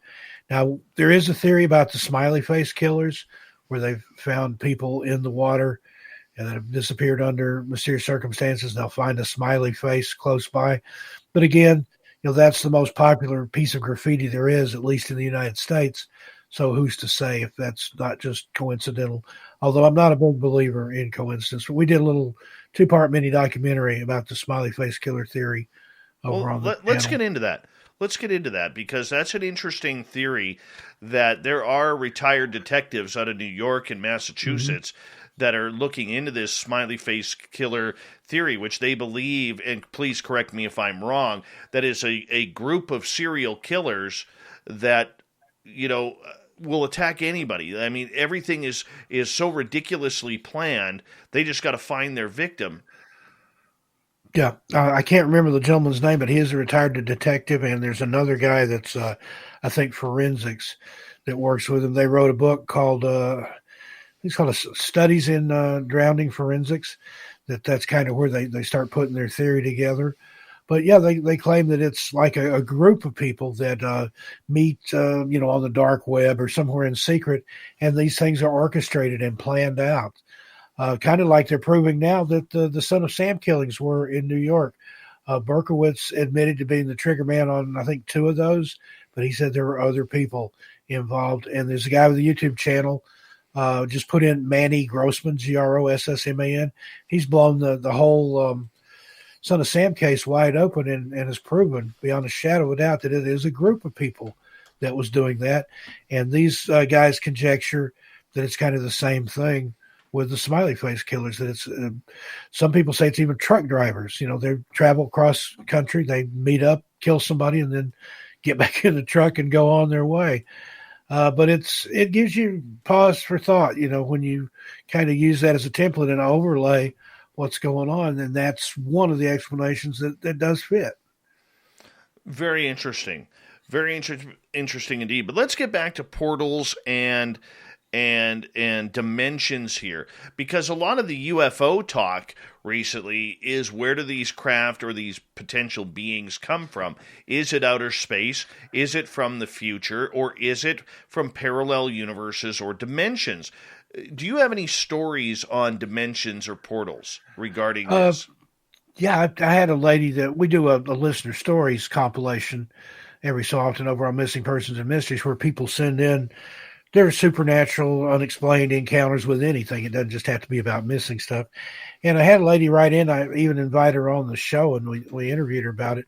When she was a little girl, the neighborhood that she lived in is a rural area, and some people up the street from her had a Coke machine on their front porch.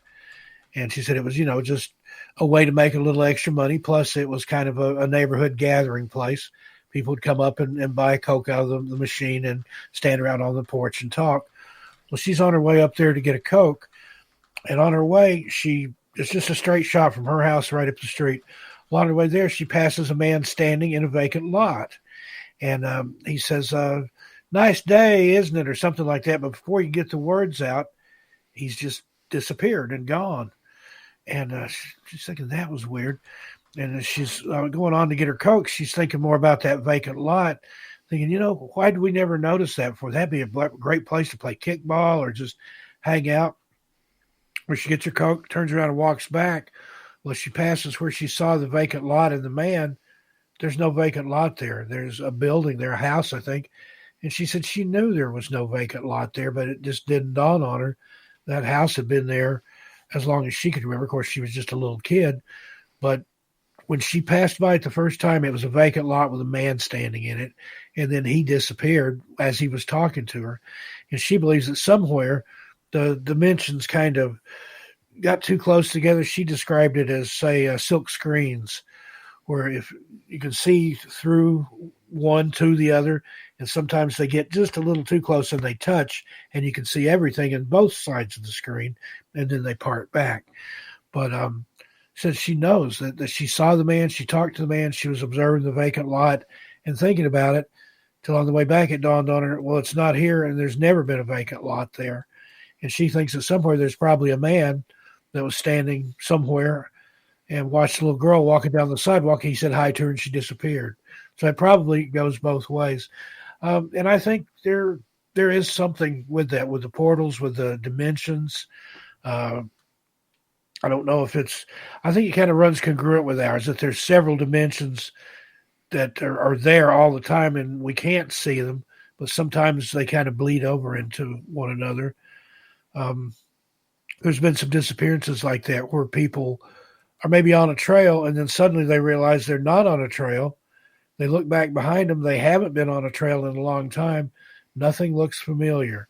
It's like all of a sudden they're in one place and then suddenly they're another, like stepping through a portal. And there's been cases where people could see and hear people searching for them, but they obviously couldn't see the person that's being searched for. They're yelling, they're jumping, they're calling back, waving their arms, and so the people would just pass them right on by, at a distance. So it's like there was a separation there, but she could still, this one particular lady, she could see and hear the people searching for her, but they couldn't hear her. She said, I'm screaming. And she said, they're just like on the top of a ridge. I can see them. There's no way they couldn't hear me and see me. So that kind of things happens. And then it does happen in the cities. I had a thing happen in downtown Portland one time that I think was some kind of time slip. I was coming around the corner by an old building from probably the early 1900s. And as I went around the corner and turned left, somebody was coming around the corner the other direction, turning right. And he had on like an 1800 style suit and a tall hat. It wasn't a top hat, but a taller type hat. And just I went around the corner, I thought, man, what's that get up for? Is there some kind of steampunk something going on? Or is this guy a role player? I've got to get a better look at that outfit. So I immediately just turned on my hill, went right back around the corner. There's nobody there. The sidewalk, and there was no doors or anything on that side for a couple of blocks. It's just this huge building. There was nobody there. There was traffic. He couldn't have got out of sight because literally I stepped around the corner, turned around, and stepped back, and the guy was gone. And I'm thinking that maybe a long time ago, back in the 1800s, there was some banker or something walking down the sidewalk here in Portland and saw some weirdly dressed guy in an Iron Maiden T-shirt pass him on the corner. Like, what was that? Wow. But those time slips can happen anywhere at any time. Yeah, no kidding. But is it a portal? And that also plays into, you're talking about the stairs in the woods. I've heard people conjecture that that's where the portal is. And if you think about it, if you had some sort of craft that needed to land someplace, like back when I was a kid, you flew on a jet, they wheeled the stairs out to the plane, and you went out and climbed up and got on the plane. Same thing, you get ready to come off the plane, deplane, they open the door, there's a pair of stairs rolled up to you. Well, you couldn't do that out in the forest or the woods, but why not, if you were going to land a craft in a certain area often, why not build a set of stairs there? Then that your craft comes through the portal, and there's already a place there for, I mean, you would think if they could pilot a saucer, they wouldn't need stairs, but who knows? Maybe it's us from the future, and we still have to walk downstairs. Couple of questions regarding portals here. Kira is asking, are portals ET doorways? I think so. I mean, who knows what's on the other side? Like I said earlier, I'd love to find out. I would step through one if I had my little dog with me. I wouldn't want to leave him behind. But again, I might find myself in some place fighting dinosaurs and monsters. But it's interesting to know what's over there. I've heard a lot of stories. Somebody had asked a story earlier about, or asked a question earlier about Skinwalker Ranch. They've observed all kinds of different portals there. The first family that started experiencing these things, I can't remember the lady's name, but she was washing dishes once, looking out the kitchen window.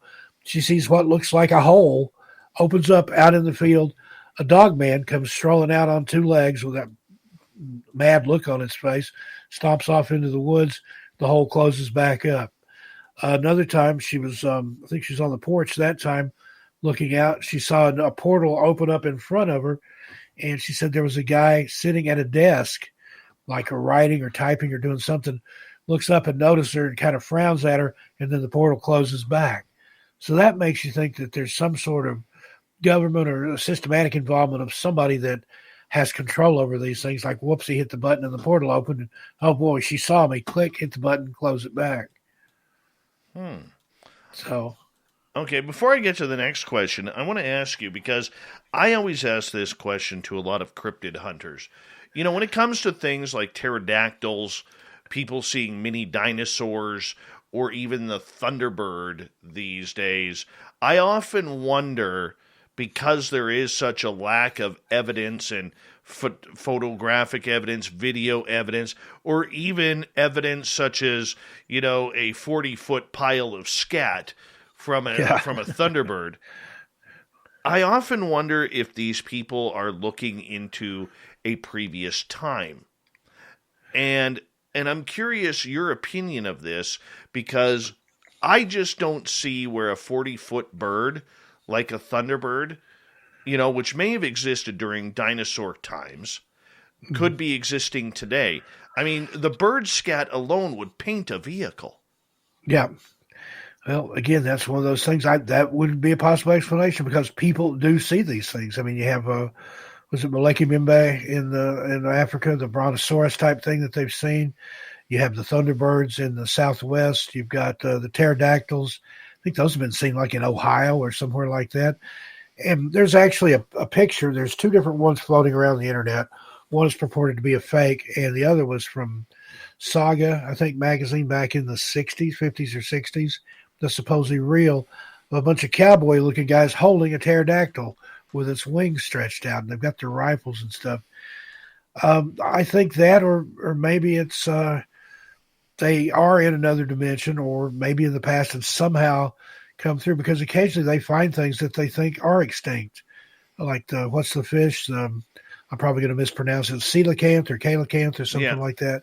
Fish that they thought was extinct millions of years ago, yet they've found them. You know, they have them. It's not just a conjecture or rumor. And, you know, it was on up into, I think, the 1910s or 1920s before they proved that the great apes existed. They thought that was a myth. Platypus. That's something that people had just made up. Yeah, so who's to say?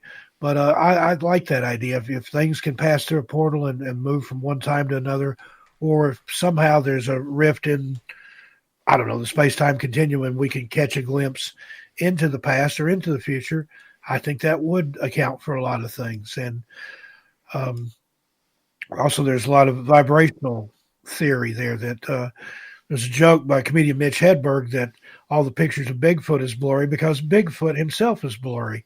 But, there might be some truth in that. If it's a being that vibrates at a higher or lower frequency, it's going to appear different to our field of vision and the light levels, the light waves and things that we can see and perceive. So maybe there's some truth to that. And maybe, who knows, maybe it's learned as a form of camouflage how it can make itself vibrate at a higher or lower rate, effectively appearing invisible to humans or not appearing to humans, such as the case may be. That's the kind of stuff that rattles around in my head. I mean, that you can conjecture all day long, but some of that it kind of makes sense based on what people have seen and reported. And I don't think everybody's just making stuff up or lying. I think that people have seen some of these things. Loch Ness, the monster there, Nessie, that's thought to be some kind of holdover, like a plesiosaur or something like that. But again, other people claim it's a demon. That was why Aleister Crowley chose the shores of Loch Ness to do his magical workings and black magic there. So who knows? We got 4 minutes here before we got to go to break at the top of the hour. Steve Stockton is our guest tonight. Steve, the guys from Third Phase are asking, could portals be nature or natural in nature, or is it a design by an intelligent being?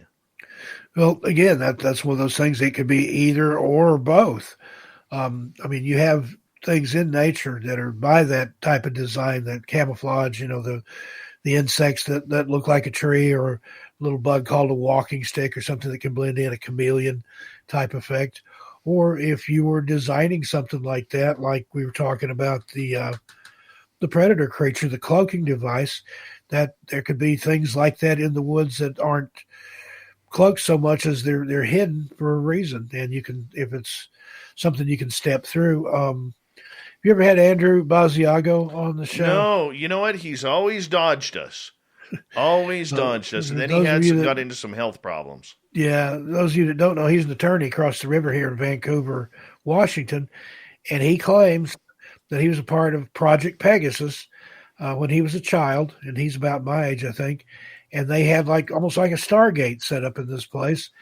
And they could send him anywhere in the country in real time, or they could send him back in time. He has a photo that he claims to show him when they sent him back to witness the Gettysburg Address.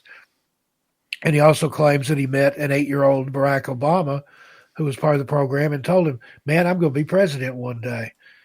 So it's a compelling story, and he's either telling the truth or he's the best actor ever, because he is just so sincere, and the way he tells it is consistent. I'd love for you to have him on, but I haven't seen him on anywhere in a while. You're right. He may have had some health problems.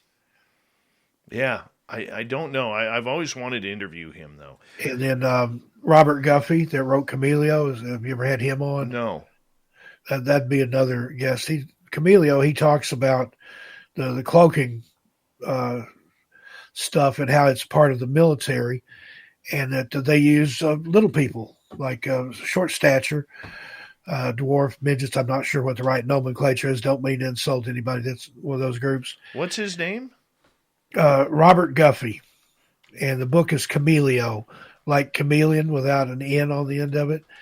And he had this friend who was a drug addict that had all these weird experiences, and he claimed these little midgets, invisible midgets, that's his word for it, were breaking into his house and messing with stuff. Well, Robert Guffey wrote a lot on it and talked about how if it were the government experimenting, which is what he claims it is, what better people, the homeless, the disenfranchised, drug addicts, people like that nobody are going to believe anyway.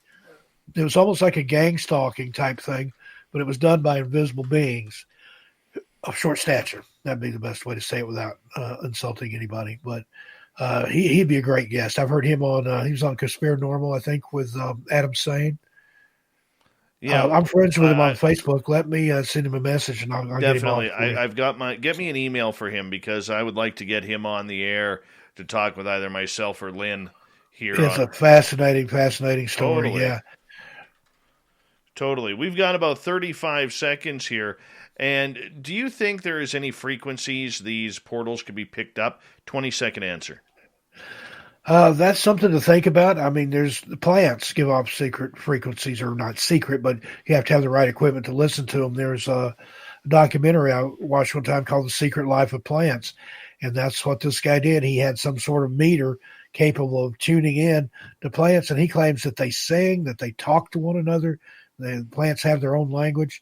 So if you could pick up plants, I think you could pick up portals. There's another guy that does the same thing with ants, that claims that he can hear ants communicating with each other. Wow. Not in an audible voice, but in a frequency channel. Wow. Steve Stockton is here for another 30 minutes here on Spaced Out Radio.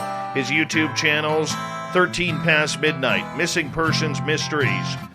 We continue, and then at the bottom of the hour, it's Dave 101. Is ufology dying?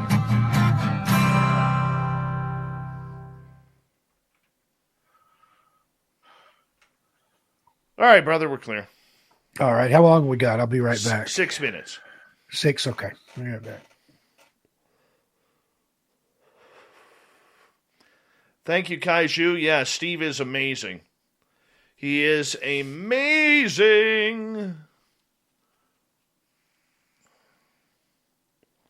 My headphones are bugging me tonight.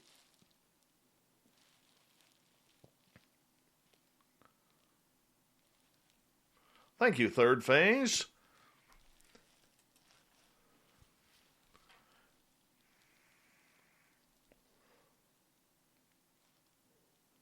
I'm excited for that one. Hey, guys, is this one going to be available in Canada? Because I know your last one's on Amazon Prime. We couldn't get them up here.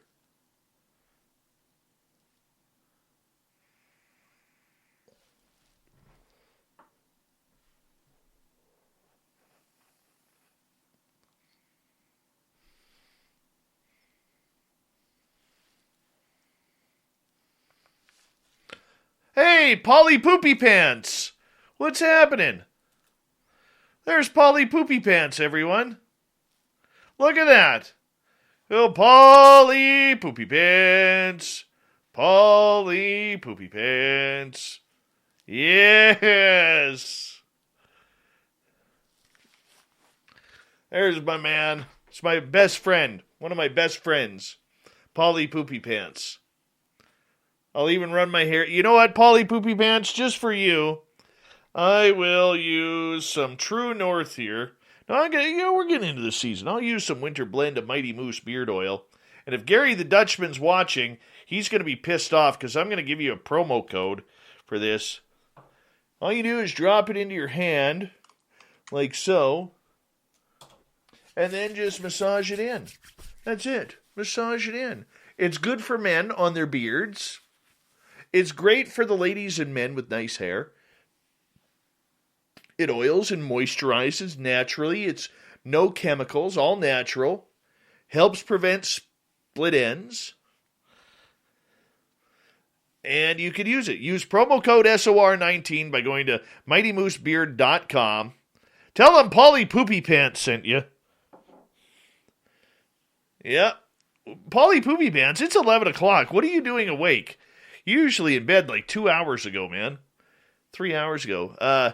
Casual conversation, gorgeous Gloria. Yes, he really did poop his pants. That's why we call him Polly Poopy Pants. But I tell you, don't call his wife Mrs. Poopy Pants. She will go ballistic on you. No, no, no, no, no. I made that mistake. She chased me with a butter knife. Through a telephone.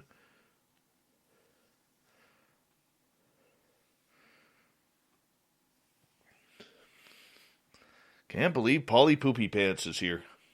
That just makes me happy. MightyMooseBeard.com. Get your beard oil today. Ladies, you can use it too in your hair. Use promo code SOR2019.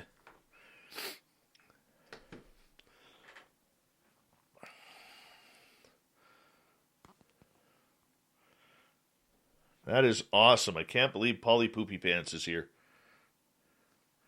I am Canadian. Hey, Ross Smith, how you doing? SOR 2019 is the code. So, Mighty... Here, I'll type this in. Mighty Moose... Oops, I already spelled it wrong. Moosebeard.com.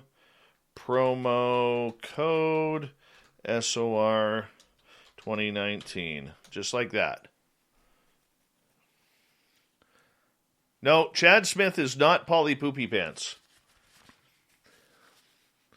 No, Chad Smith is a different identity whatsoever.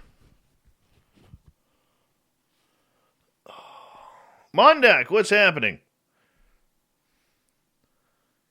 Well, there's Starlight. The old Polly Poopy getting some love. Justin S., what's going on? I know Polly's laughing right now. I can feel it. He's probably out on his deck having a cigarette right now, maybe a beer, or he's sitting on the john while having a poop and drinking a beer and having a cigarette and listening to the show.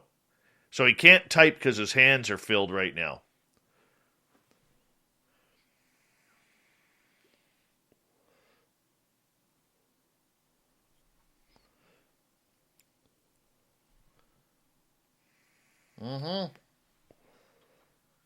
Probably, Kaiju. Probably.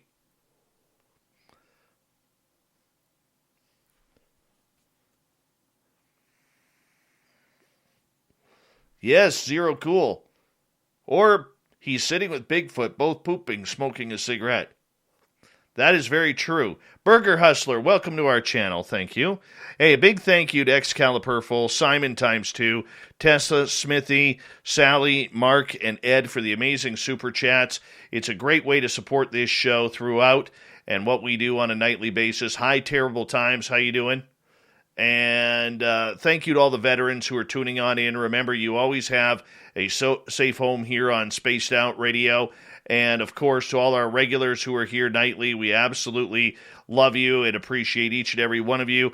Don't forget to stick around. I got the Dave 101 at the bottom of the hour. Steve Stockton, get ready. Horns up, people.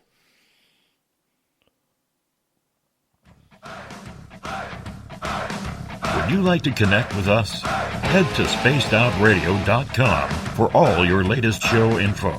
Now, back to Dave Scott and SOR. Here we go, kicking off the third and final hour of Spaced Out Radio tonight. My name is Dave Scott. Thank you so much for taking the time to join us. We really do appreciate earning your listening ears wherever you are on this beautiful planet we call Earth. And we want to say hello to everyone listening in on our terrestrial affiliates around North America and digitally on TalkStream Live, Revolution Radio, and KPNL. All of our archives are free. Go to youtube.com/Spaced Out Radio. Do me the favor, hit that subscribe button. The Desert Clam has set the password for tonight in the SOR Space Travelers Club. Kintophobia. Kintophobia is your password. Use it wisely, space travelers, as the Clam sets a password each and every night right here on Spaced Out Radio. Our website is spacedoutradio.com. We have a plethora of features for you, including rocking out to Bumblefoot and reading up on Captain Shirk's SOR Newswire. Check out our swag as well. Follow us on Twitter at Spaced Out Radio and on Instagram, Spaced Out Radio Show. For the final time tonight, we introduce you to Steve Stockton. He has a couple of very popular YouTube channels. 13 Past Midnight, which is 24 hours a day, 7 days a week, on ghost stories and old-time radio. I love it. And, of course, his big channel, Missing Persons Mysteries, where it goes into the weird, strange dealings of people who just vanish. Steve, welcome back to the show. Thanks again, Dave. All right. I want to get into Sasquatch and Dogman. We haven't really touched these tonight. And these creatures are apex predators for the best that we know. We don't know if they are natural to this planet. We don't know if there's some kind of rogue government experiment. We don't know if it's, a lot of First Nations legends where, especially with Bigfoot, that the Sasquatch means a wild man. or in my area they call it the squitch. That means wild man as well. Okay, where a long time ago, rogue First Nations people ran away from their tribes and their reserves, and they ended up, becoming wild people of the forest. We don't know what they are, if they're from outer space or what have you, or maybe they're part of the Fey realm. What's your opinion on Sasquatch and Dogman regarding where they are from and what they are? Well, Dogman, to me, is kind of a newer entity on the scene. We've heard about Sasquatch now for a long time. And if you look into that, it goes back. And Sasquatch, it's kind of in all cultures to some degree. I mean, you have it in the Asian countries. You have it throughout North America, South America. Not a lot in the UK in that area, but there are some occasional reports. I think that it is some sort of creature that doesn't exist. But I'm not sure how much of it is the entity and how much of it is just, something that a species that we're not aware of. And kind of just, if you look at all the different stories and put them together, it seems to be a blend of both. And I think the thing with Dogman, it's the world's gotten a lot smaller with the advent of the internet, and people are able to tell stories and get them out there quicker. And then that'll kind of jar other people to think, oh, yeah, I had a similar experience. Maybe that's what I saw or what I encountered.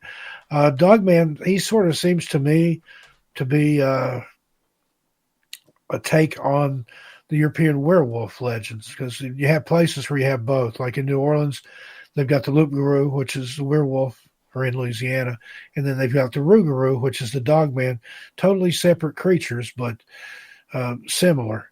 And I think it's just something that's come more to the fore. Who knows? Maybe the Dogman has just ramped up his practices recently within the last couple of decades or so. But again, it kind of goes into all the native traditions and stuff there. There's a lot of animals like that. There's one I've been hearing about recently called the knot deer. It's a deer, but it's not a deer. It's a deer that can walk on two legs. So that's kind of creepy to me. I just imagine the ones out here I'm going up and down my street walking on two legs. But I heard a real interesting story. Can I ask you a quick question before you tell that story? Sure. What's the difference between a knot deer and what we're hearing about this Wendigo? Probably not much. I think it is just some sort of shapeshifter or a creature that any of those, especially in the Navajo tradition, some of your Southwest U.S. tribes, their shapeshifters can take on anything, any type of shape or form. But this story, I can't remember. I think this was, I want to say it's Colorado. A guy had pulled over for whatever reason. I think he's in a big truck, and he might have just pulled over to get some rest. And he saw a deer come down a grassy hill, comes up to the guardrail. He's watching it. Suddenly turns into a man. It wasn't a two-legged deer, but it just turned into a man. Steps across the guardrail, walks across the road, steps across the guardrail on the other side, turns back into a deer, and bounds off into the woods. And the guy's like, I was sober. I was wide awake. I know what I saw. What on earth was that? I mean, again, is that a knot deer or is that a shapeshifter? It sounds more like a shapeshifter to me. He didn't mention whether the person appeared to be indigenous, Native American or not, but I'd be willing to bet that it probably was. Those the shaman and the mystics, and they're particularly in the southwestern tribes, there's some strong magic out there, Dave. Like that area where Skinwalker Ranch is, the Navajo and another tribe, I want to say the Utes. There was a big war there, but like a magic war between the shamans and the medicine men. And a lot of people claim that all that's going on out there now is residuals of that stuff that's gone on for a long time, or went on for a long time ago, and is still to some degree. But I think Dogman, he's a cryptid. He's like the Bigfoot or the night walkers or night crawlers. I'd love to know what those things are. They've seen those in San Diego and again at Yosemite. It looks like stilts with a pair of pants on it, and just it's walking around by its own volition. Frightening. No head, no body, just a pair of legs, but it's draped in some kind of pants. There's even a lot of people that subscribe to the theory that all these things that aren't human, the cryptids and the strange anomalous entities are fallen angels. That part, the Nephilim, that they can take on shapes and appear frightening. And I've heard other people claim that, the veil between the two worlds, it normally thins out this time of year. But I've heard people say that in this year in particular, that it's been getting thinner all year. And that's why we're seeing so much unusual stuff and such a rise in entities and supernatural experience and things, that something is going on the other side. And it's getting crazier out there in our world because of it. Very strange. Gloria wants to know, out of all the stories that you have covered over the years, do you have one that really sticks out for you that you haven't shared that maybe freaked you out a little bit? I would have to think. Pretty much everything I've shared, though. I like to talk. I like to come on shows like this. There's not really anything I've held back. Now, I didn't tell the Black-Eyed Kids story for a long time, just because it did unnerve me. So it's gotten easier to tell. I'll probably never write that one down because I don't think I could ever convey the fear that I felt. First time I ever told it was on the old Art Bell show. Art was sick that night, and Heather Wade was filling in for him. And she and I are friends in real life, and she goaded me into it. But I've had strange things happen that night and subsequent other nights that I've told it, but it seems to lessen over time.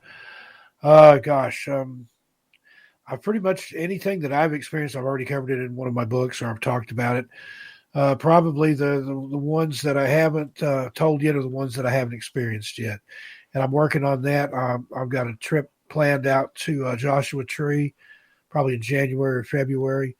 And then when it gets a little warmer, I'm going to take a group and go up on Mount Shasta and see what we can see. So that'll be the ones to watch for, the ones that I haven't experienced yet, because you guys will be the first to know.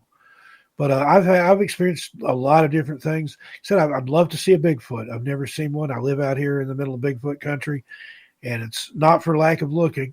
Said I've seen the footprints. I've smelled them. I've heard them. I've been in close proximity to them, I believe, but never had a sighting. That's on my bucket list. Have you ever talked to him?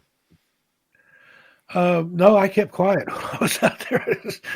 Because, I've heard that their language is, from what I've heard, that people that have heard them talking, that it sounded like sort of an Asian or maybe a Chinese dialect that's sped up and backwards. There's a chatter, and I've heard recordings of it, and it does sound weird. We got a guy over in Washington State here that goes out in the woods and drums for Bigfoot. He takes a full, like a rock kit out there with a bass drum and a snare and cymbals and a tom, and sits out there and does a rock and roll beat and claims that the Bigfoot enjoy it. I don't know. That's his story, but he has had experiences. One time when he was playing the drums, he said something ran down the hill and jumped over a dirt road. He said that would have taken him at least 2 or 3 strides to cross. One of the mysteries I always like about Bigfoot, and maybe you've noticed this too, usually you only find one track or one print, and it's usually the right foot. Yep. The 2 different ones that I've seen were both right foot. One of them was in the mud, and that was in East Tennessee. I can't give the area. I'm kind of sworn to secrecy. A guy didn't want me to tell where because he said everybody would show up and trample his property, and he likes to lease it out to deer hunters. And the other was up here in the Gifford-Pinchot National Forest above the snow line a few years ago. And it was going into the snow, but it was just one footprint. But it looked like maybe he'd walked up, stepped in the snow, like, oh, that's cold, and then just stepped below the snow line and continued on maybe. But it is weird. Now, I've got some other stories of people that have found strange footprints. There's one where a guy was out in the snow and found what looks like a child's footprints, like a toddler. He followed them into the woods. They came to a little clearing, and then they just ended. So what was that? Where did it go? Why would there be a 2-year-old out walking in the snow barefoot? And furthermore, did it just go straight up? What happened? To me, that's the really creepy stuff. They had that at Skinwalker Ranch. They talked about losing cattle. And then when it came a big snow, they thought, all right, we'll figure out where our cattle's going. Well, they followed the cattle tracks right up to the wood line. They stopped. Nothing beyond that. Cow didn't turn around and come back out. But the guy did observe up in the tops of trees, there were a bunch of big broken branches and limbs up there. So said it looked like whatever took the cow took it straight up. So again, is that UFO? You have the cattle mutilations and the cattle abductions dating back to at least the 60s, I think, if not beyond that, with the most famous one, Skippy the horse. Tell us that story. That lady in Canada. That was her lady's horse had gone missing, and she wandered around. She had a big farm or adjoining property or something, and when she found it, it was obviously quite dead. Its organs, reproductive organs, had been removed. She said it looked like with a scalpel, and it was totally denuded of flesh from the neck up. I don't remember if it was including the head or up to the head, and it had been exsanguinated. There was no blood, no liquids of any kind in it.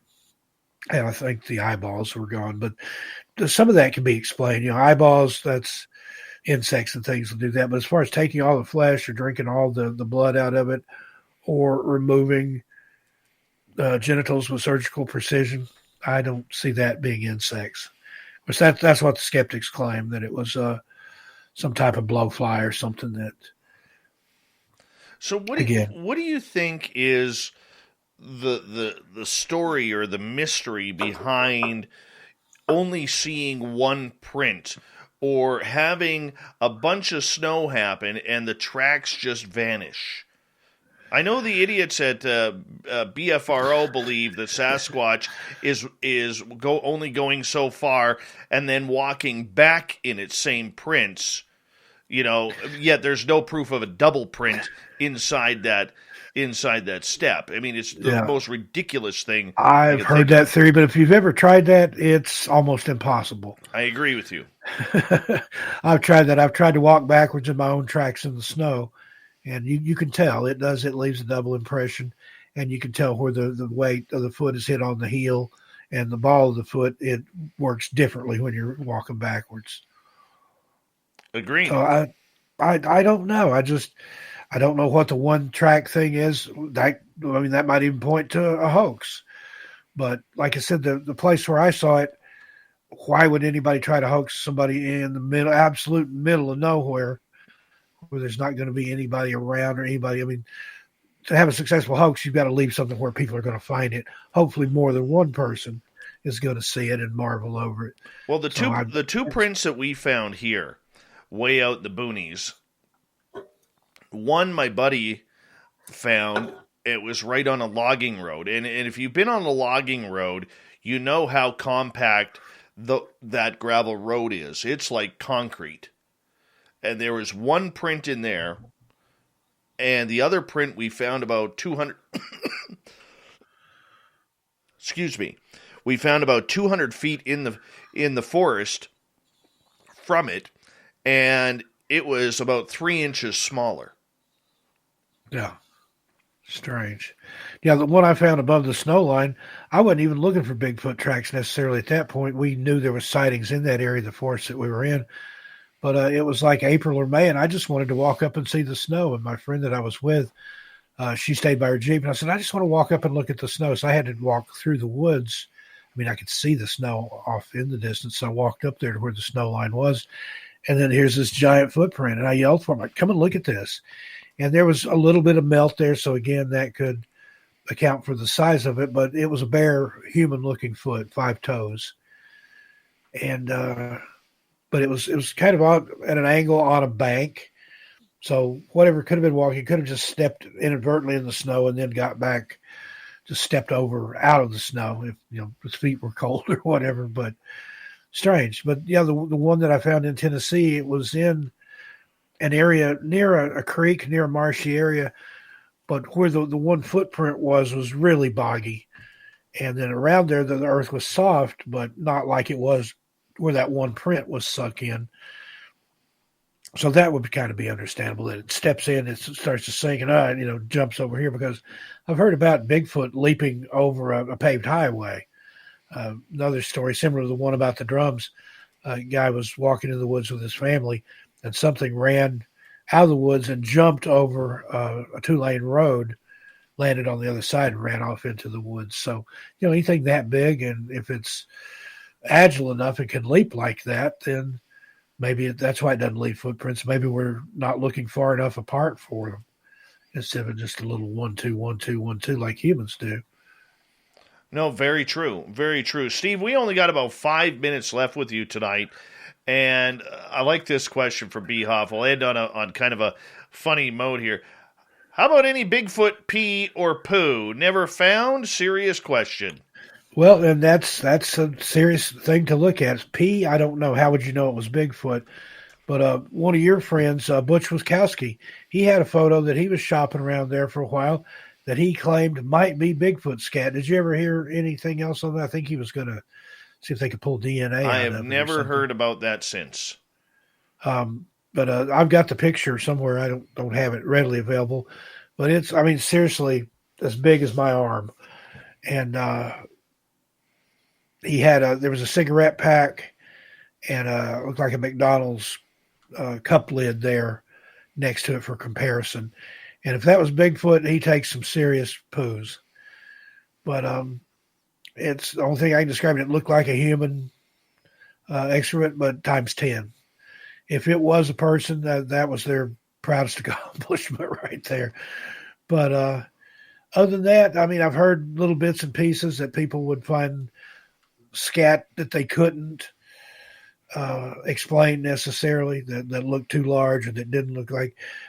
For people that study and know that sort of thing, that track animals and things, you can tell about any animal by its scat. Bear scat looks different than deer scat, which looks different than a rabbit or a coyote or a dog or whatever. So if those people that specialize in that sort of thing, if they find something they can't identify, I would say it could be a cryptid like that. Same token, though, people ask why they've never found a Bigfoot skeleton. Well, have you ever seen a bear skeleton or an elk skeleton or even a deer?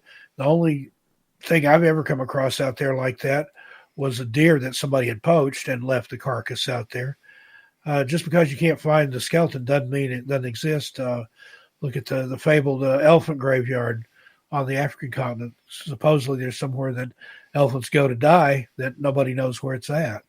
Something as big as an elephant, how could you hide that? Of course, Africa, that continent's a big place. But again, same thing with missing people. You have people that go missing in the woods, never a trace. And even if there were animal predation and things, everything, animals, a bear or a cougar or things like that, they're not going to eat your clothes. They're not going to eat your shoes. Certain small bones have been found in some of these cases where people had their bones scattered by the animals. But the shoe thing, that brings up a whole other case there. A lot of people, they'll find their shoes and not the person. And there's some strange theories on that. Like, if you've ever read the short story, about the guy that wants to hunt humans, the most dangerous game. If you wanted to hunt humans and give them a sporting chance, take their shoes and turn them loose in the woods. They can run, but not very far and not very fast. And it'd be easier than, hunting somebody with their shoes on and running through this. So that kind of leads into that whole smiley face killer thing, that maybe they take their shoes and then hunt them for sport.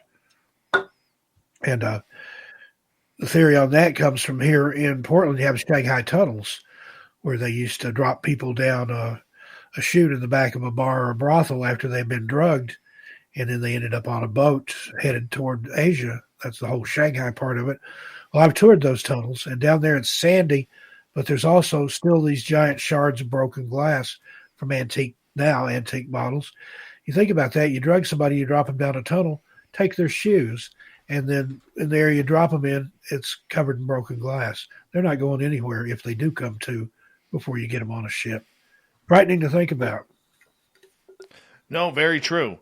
Very true. Steve, we have 1 minute left with you tonight. And I want to say a big thank you for coming on the show. Do me a favor, tell everybody your YouTube channels and where to find your books. YouTube channels, Missing Persons and Mysteries. That's the big channel. It's just what it sounds like. The emphasis will always be on missing persons, giving closure to families or bringing the missing home. The mystery side of that, we take a lot of leeway with that. Some strange, some supernatural, particularly personal encounters. Listener stories is a great segment that we have on there. Also, 13 past midnight, I'll be going live on there in about a half an hour. Join me over there. That's mainly ghost stories, some other stuff, a little bit of this and that. That's my personal channel. Books are available on Amazon and wherever fine books are sold in ebook and paperback versions. My friend, it is always a pleasure to have you on. I'm going to try and sneak you back on in December so that way we can have some spooky stories going into the new year. I think that'd be great. I've got a whole series I do on the Victorian tradition of ghost stories for Christmas. Beautiful. So let's do that. I'll talk to you in a couple of months. Steve Stockton, everybody, one of the best dudes, literally, in storytelling and research of the cryptid and paranormal world. Coming up next, we have Dave 101, so stick around. Is ufology on its last breaths? We'll talk about it next. And then we got Shirky Poo's Newswire, the thought of the day. Stay tuned. Spaced Out Radio continues right after this.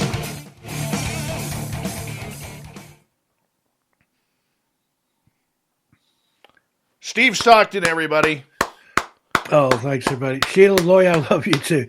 I'd love the love that I get when I come over here. You've got a great audience, Dave. A lot of my people are here, but a lot of these are your people too, and I always feel warm and welcome when I come over on here. Dude, I think you are personally responsible for probably, I'm going to say, 600 of our subscribers. Right on.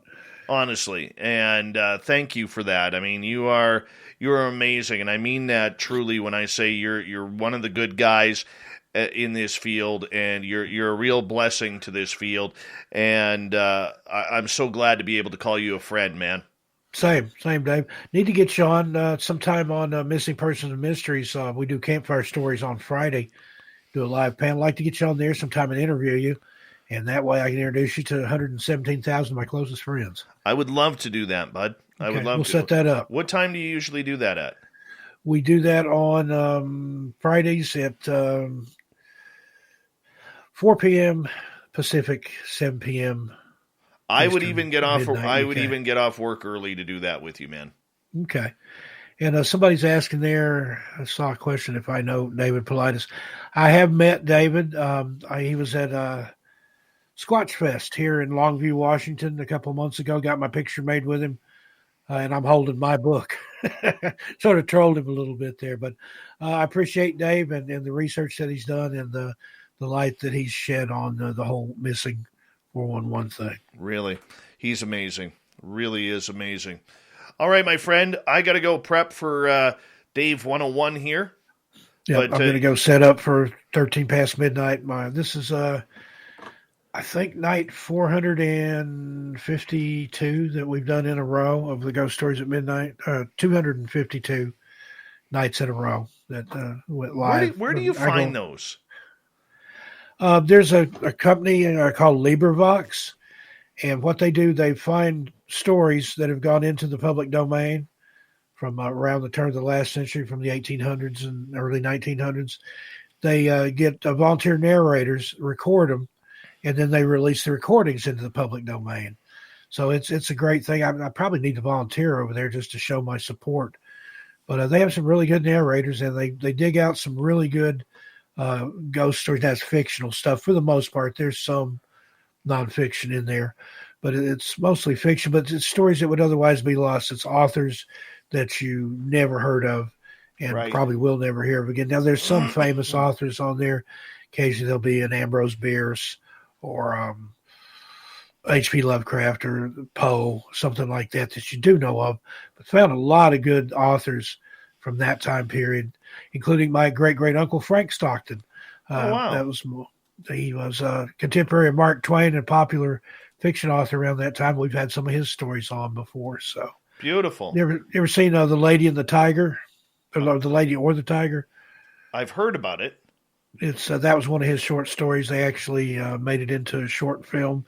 It's here on YouTube. I remember watching it when I was in high school in English class. But check out The Lady or the Tiger, Frank Stockton. The cool one is made, I think, by the BBC, in the 70s, got this classic Moog synthesizer track that's just totally funky. Right on. Buddy, I got to run here. Much love to you. I will give you a call tomorrow so we can start planning something, okay? Sounds good. All right, brother. Good night, everybody. Thanks. Much love. Take care. Steve Stockton, everybody. One of the classiest people in the field. Definitely a good friend of this show, and we absolutely love him around here. And anytime he's here, it makes life very, very good. By the way, I know a lot of you will be interested in this. I did get a message from Swamp Dweller, who wants to come on in November and December again. He's got a lot of holiday weird stories that he wants to share with all of us, and he's getting rave reviews from his audience and our audience, so we're going to get him back in here as well. So that's going to be really cool over the next couple of months as well. So I'm pretty stoked about this. Oh, yeah. Very stoked about this. And, well, the live streams are recorded for Steve. So he just has to monitor it. He could go doze off and probably sleeps a lot during the day. Excuse me. Tomorrow night on the show, the crypto guru is back. Ronald L. Murphy Jr. We're going to have some fun with Guru, have some guru time. And thank you so much to Excalibur, Simon ×2, Tessa, Smithy, Sally, Mark, and Ed for the amazing super chats. Thank you to all our new subscribers out there. We're encroaching on 14,000. We've got about just under 400 to go. Here we go.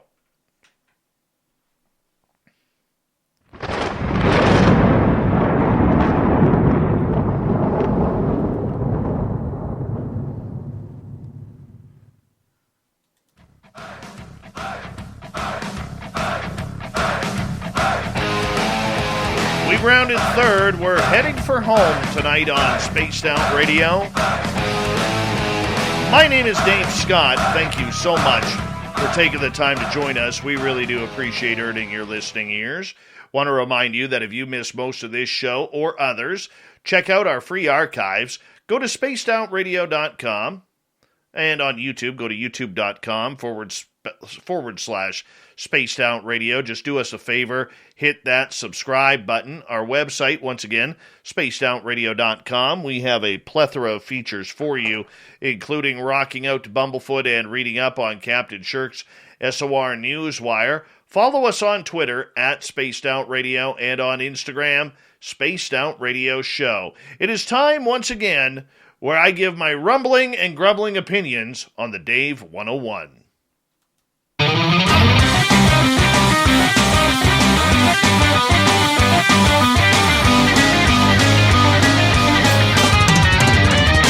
It's time for Dave 101.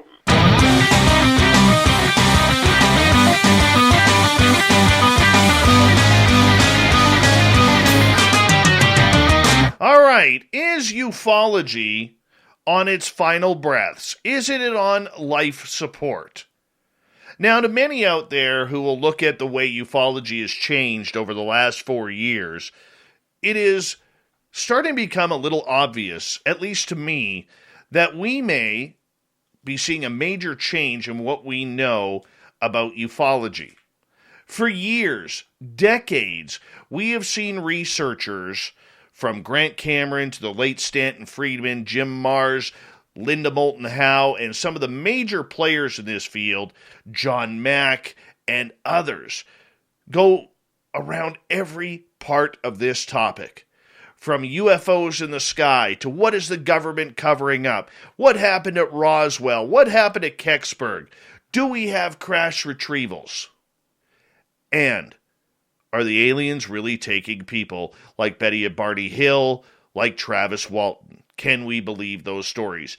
And as much as those topics today are still very hot button topics and much debated and scrutinized, the majority of ufology, especially since the advent of the internet and social media sites from YouTube to Facebook, Instagram, have really taken over the field.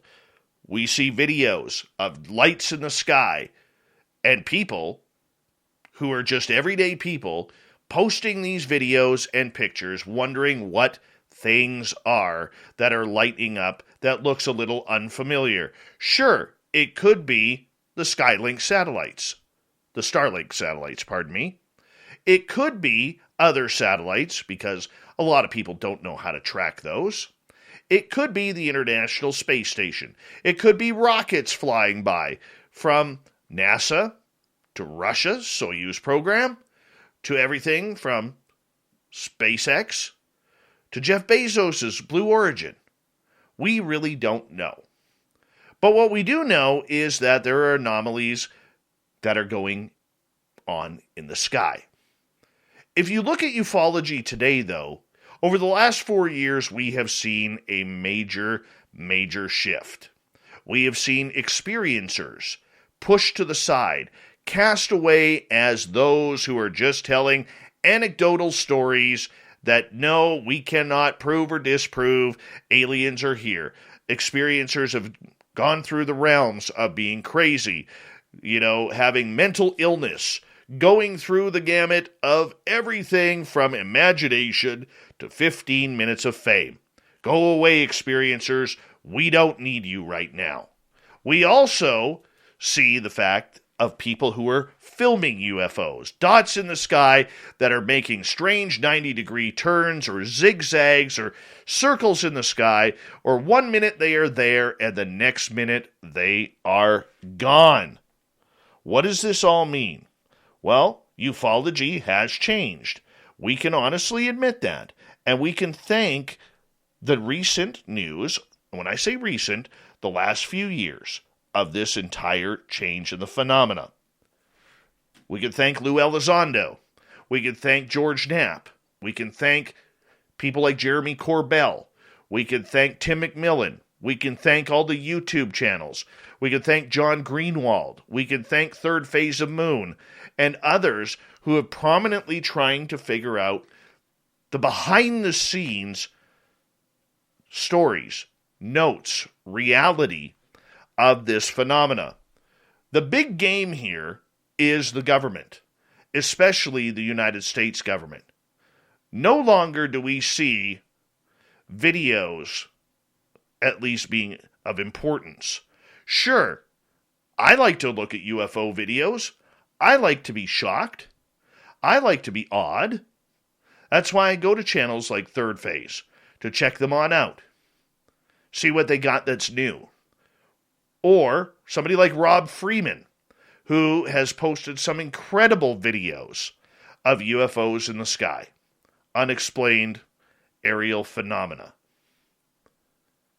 Yet, when it comes to the government side, if you go on Twitter, if you go on the news, both mainstream and alternative, this is where the story has become. And this is why I believe ufology, as we know it, is on life support. Because no longer is this a game of being something alternative, whether we're an experiencer or we're just someone of interest. No longer do we see the stories of regular people like you and me having an encounter or grabbing a photograph or video being of a level of importance. CGI has ruined that. Fake videos on YouTube and other channels have ruined that because everybody's looking for the clickbait these days. But I'm serious when I say this. If you look at the majority of the new researchers and even a lot of the old guard who have shifted their tune, everything revolves around the Pentagon and Washington, D.C. We need to know about ATIP. We need to know about OSAP. We need to know about Brandon Fugel's Skinwalker Ranch. We want to know what Hal Puthoff is doing. We want to know about Jim Semivan. We want to know about Robert Bigelow and whether or not he is still in the game. We think we know about Luis Elizondo. We think we know what Marco Rubio and Mark Warner on the Senate Intelligence Committee know about this. We want to know if the president, Joe Biden, has been read in. We can speculate that he has. In fact, we know he has. But he still refutes talking about the subject. Same thing here in Canada with Prime Minister Justin Trudeau. That's where the story has taken us. We all want to put the pressure on the government for that dirty word of disclosure. But what happens if disclosure happens? Never mind the narrative that's being played out. What happens if disclosure happens? How is this going to change the entire field of ufology? We know it's going to, but is it going to be for the good or the bad? There are a lot of very smart people, and some very dumb people as well, who are going to lose a lot of money. We're all going to be affected because the story is over. We may not get everything that we want, but we may get a president of the United States standing at the podium at the White House saying, "My fellow Americans, we have made contact." Then what? Then it's a whole new ball game, because no longer will Joe and Jill Sixpack's video of some strange triangle in the skies mean anything. No longer will anybody who is filming UFOs mean anything. No longer will a lot of researchers mean anything. Authors, people who are having encounters. The experiencers, though, may be the only ones who benefit from this, because we find out we're not alone, and we find out that they, whoever they are, have been here. Now we're going to turn to the experiencers as the most important people regarding this subject outside of the government.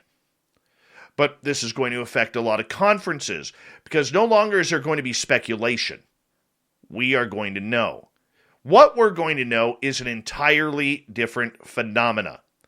I do not see things coming to light on topics like Roswell or the Phoenix Lights. Topics that we want to know. What happened at Shag Harbor? What happened over Washington State? Why is Mount Shasta so active? Who were flying the craft over North Dakota over the nuclear missile silos? What was that mile-long craft up in Alaska that was intercepted by the Japan Airlines flight back in 1986? We don't know. This is where it is dangerous for the narrative that will come into play. But that's for another time. Right now, my focus is, how will this change ufology? It will definitely change what we do on this show, because we are going to have to figure out how and what to cover. Because all of a sudden, all of these researchers who've been doing this for years have spent thousands of dollars on camera equipment and night vision goggles are no longer going to be relevant to the subject. Now, a lot of people will say, Dave, you're being a little bit harsh on this. That there will always be time on YouTube and other channels for people to view videos of weird anomalous lights or craft in the sky. But when the government comes out and they've decided to play the game of UFOs officially in the public, because right now it's 50-50. Actually, it's probably still about 20-80 from what they know to what we know. We don't know what they know. We do not know what they are holding on to. Do they have bodies? Do they have crash retrievals? And more than one or 10? It is flummoxing to think that this subject is going to push a lot of big names out of it, because there's not going to be anything more to cover. The sources, if you watch them, are gluing together over the last 4 years. They're only talking to certain people. They will only be interviewed by certain people. They'll only release videos to certain outlets. Gone are the days of somebody releasing a story on a YouTube channel or a video. Maybe the bigger channels like Third Phase, but you're not going to see someone like Luis Elizondo bring out another video and put it on an internet channel. You're not. You're going to see that go to Fox, CNN, the New York Times, as we've seen previous.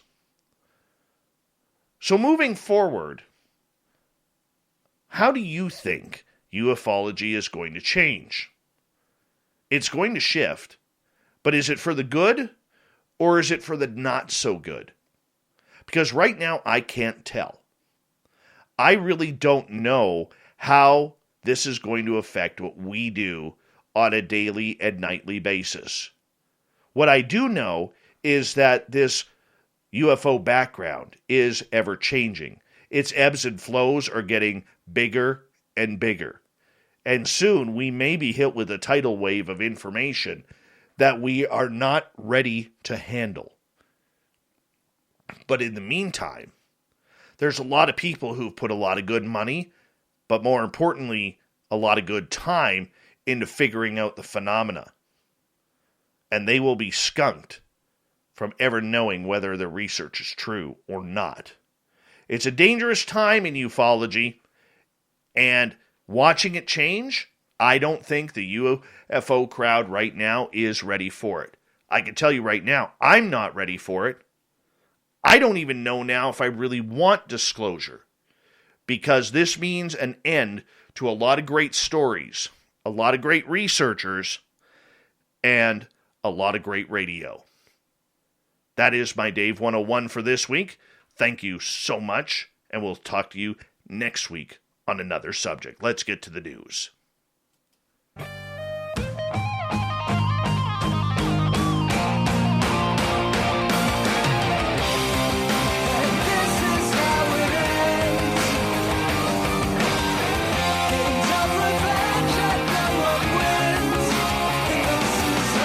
The news is always changing, which is why we bring you the SOR Newswire at the back end of every show, where we get to the weird, strange, and anomalous. Shirky Poo's got us set up because apparently there have been some fast radio bursts seen around a huge cosmic mystery, and now scientists have detected an unprecedented number of signals from one source in just 47 days. Of all the mind-bending phenomena in the cosmos, few are more tantalizing than fast radio bursts. Since the first detection in 2007, these mysterious radio signals emanating from the void have puzzled scientists searching for their source, because they don't want to admit it's aliens. Some of them even repeat and demonstrate unexplained patterns of activity. Now a new look at the first repeater ever discovered, FRB 121-102, first observed in 2012, has revealed some amazing insights. An international team of scientists recorded an incredible 1,652 independent radio bursts from the mysterious source in just 47 days, according to a study. The findings represents the highest activity ever recorded from an FRB, with 122 radio bursts coming in the span of 1 hour in one instance. The scale of the discovery is remarkable. The total number of previously reported FRBs from this source was a mere 349. This is the largest sample of bursts from one FRB source collected so far, said Dr. Bin Zhang, a professor of physics and astronomy at UNLV and the co-author of the study.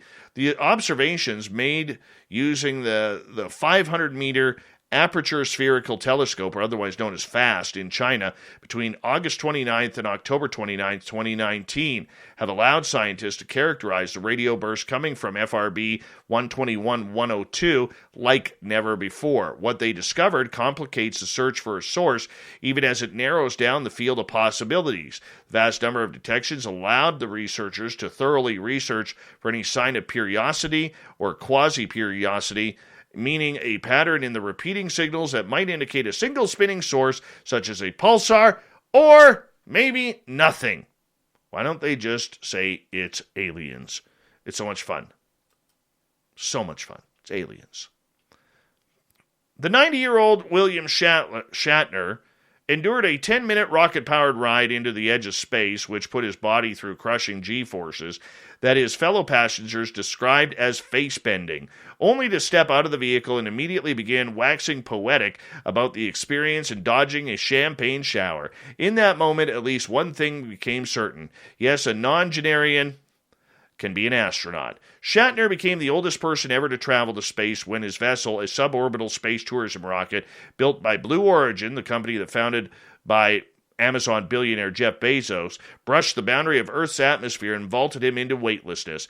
And Shatner's oldest in space record bested the one set just a few months earlier by Wally Funk, who was previously denied the opportunity to fly by NASA in the 1960s before she joined Bezos on his own Blue Origin flight at the age of 82. But while Shatner described the payoff of floating around Earth as profound, getting there isn't always most comfortable. When a stone hits a lake, it stops and then sinks, says Chris Bojushun.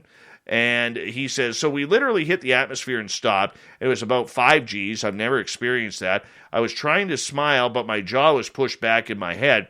Private space companies have pledged for years to open up spaceflight to more people, but Americans are used to imagining astronauts as people in prime physical condition, siphoned out of competitive selection processes like overseen by NASA.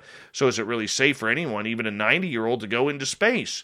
Well, according to Shatner, it is, and it's something that he never wants to forget.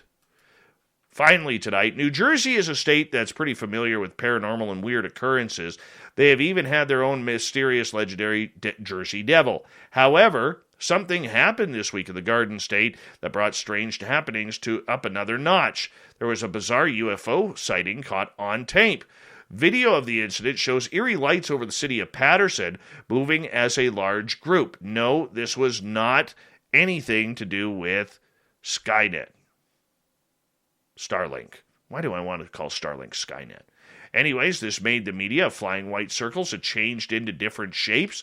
And resident Louis Stevens says, you see it on YouTube, it's always somewhere out in the Nevada desert somewhere. The shock of it is more like this, is really real, man. I mean, we are really looking at what we think we are looking at? Yep, you did. In other words, Louis, you got aliens.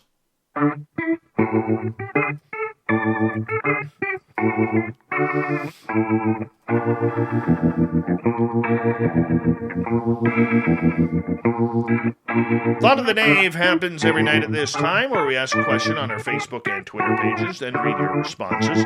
Today's Thought of the Dave is as follows. What's your favorite Halloween tradition? Deb. Mine used to be a tradition, but it's now illegal. We used to go to Grandma's house where she was making fresh, warm donuts to hand out. Can't do that anymore. Paul, fundraising for historic locations. Jessica, pumpkins, decorating witchy stuff, of course. I just like the whole magic in the air. Connor, the witch's ball and crybaby bridge. Anne, dressing as a sexy nurse that's newly unemployed.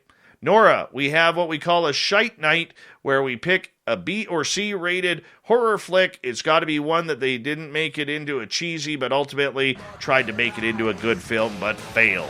Thank you to everybody in the Thought of the Dave. Thank you to Steve Stockton and Shirky Poo as we wrap up tonight. We got Mr. Ron Bumblefoot Thal rocking in the background with Little Brother is Watching. Bumblefoot is the official music of Spaced Out Radio, rocking us in and out of every single show. Get your horns up for the guitar god himself.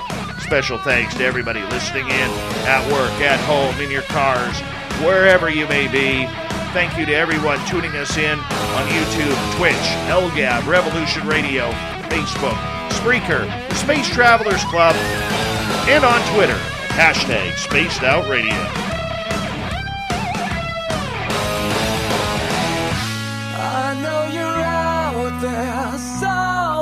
Remember, this show is copyright by Spaced Out Radio and SOR Media Ventures Limited. Thank you so much for choosing to share your evening with us. Because together, my friends, say it with me, watching. We own the night. Mr. Bumblefoot, we need a favor. We need you to take us home.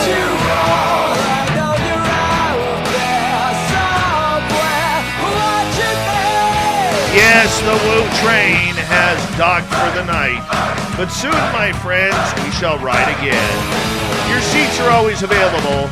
Your tickets never expire. And if you want to bring a friend, we've got room for them too.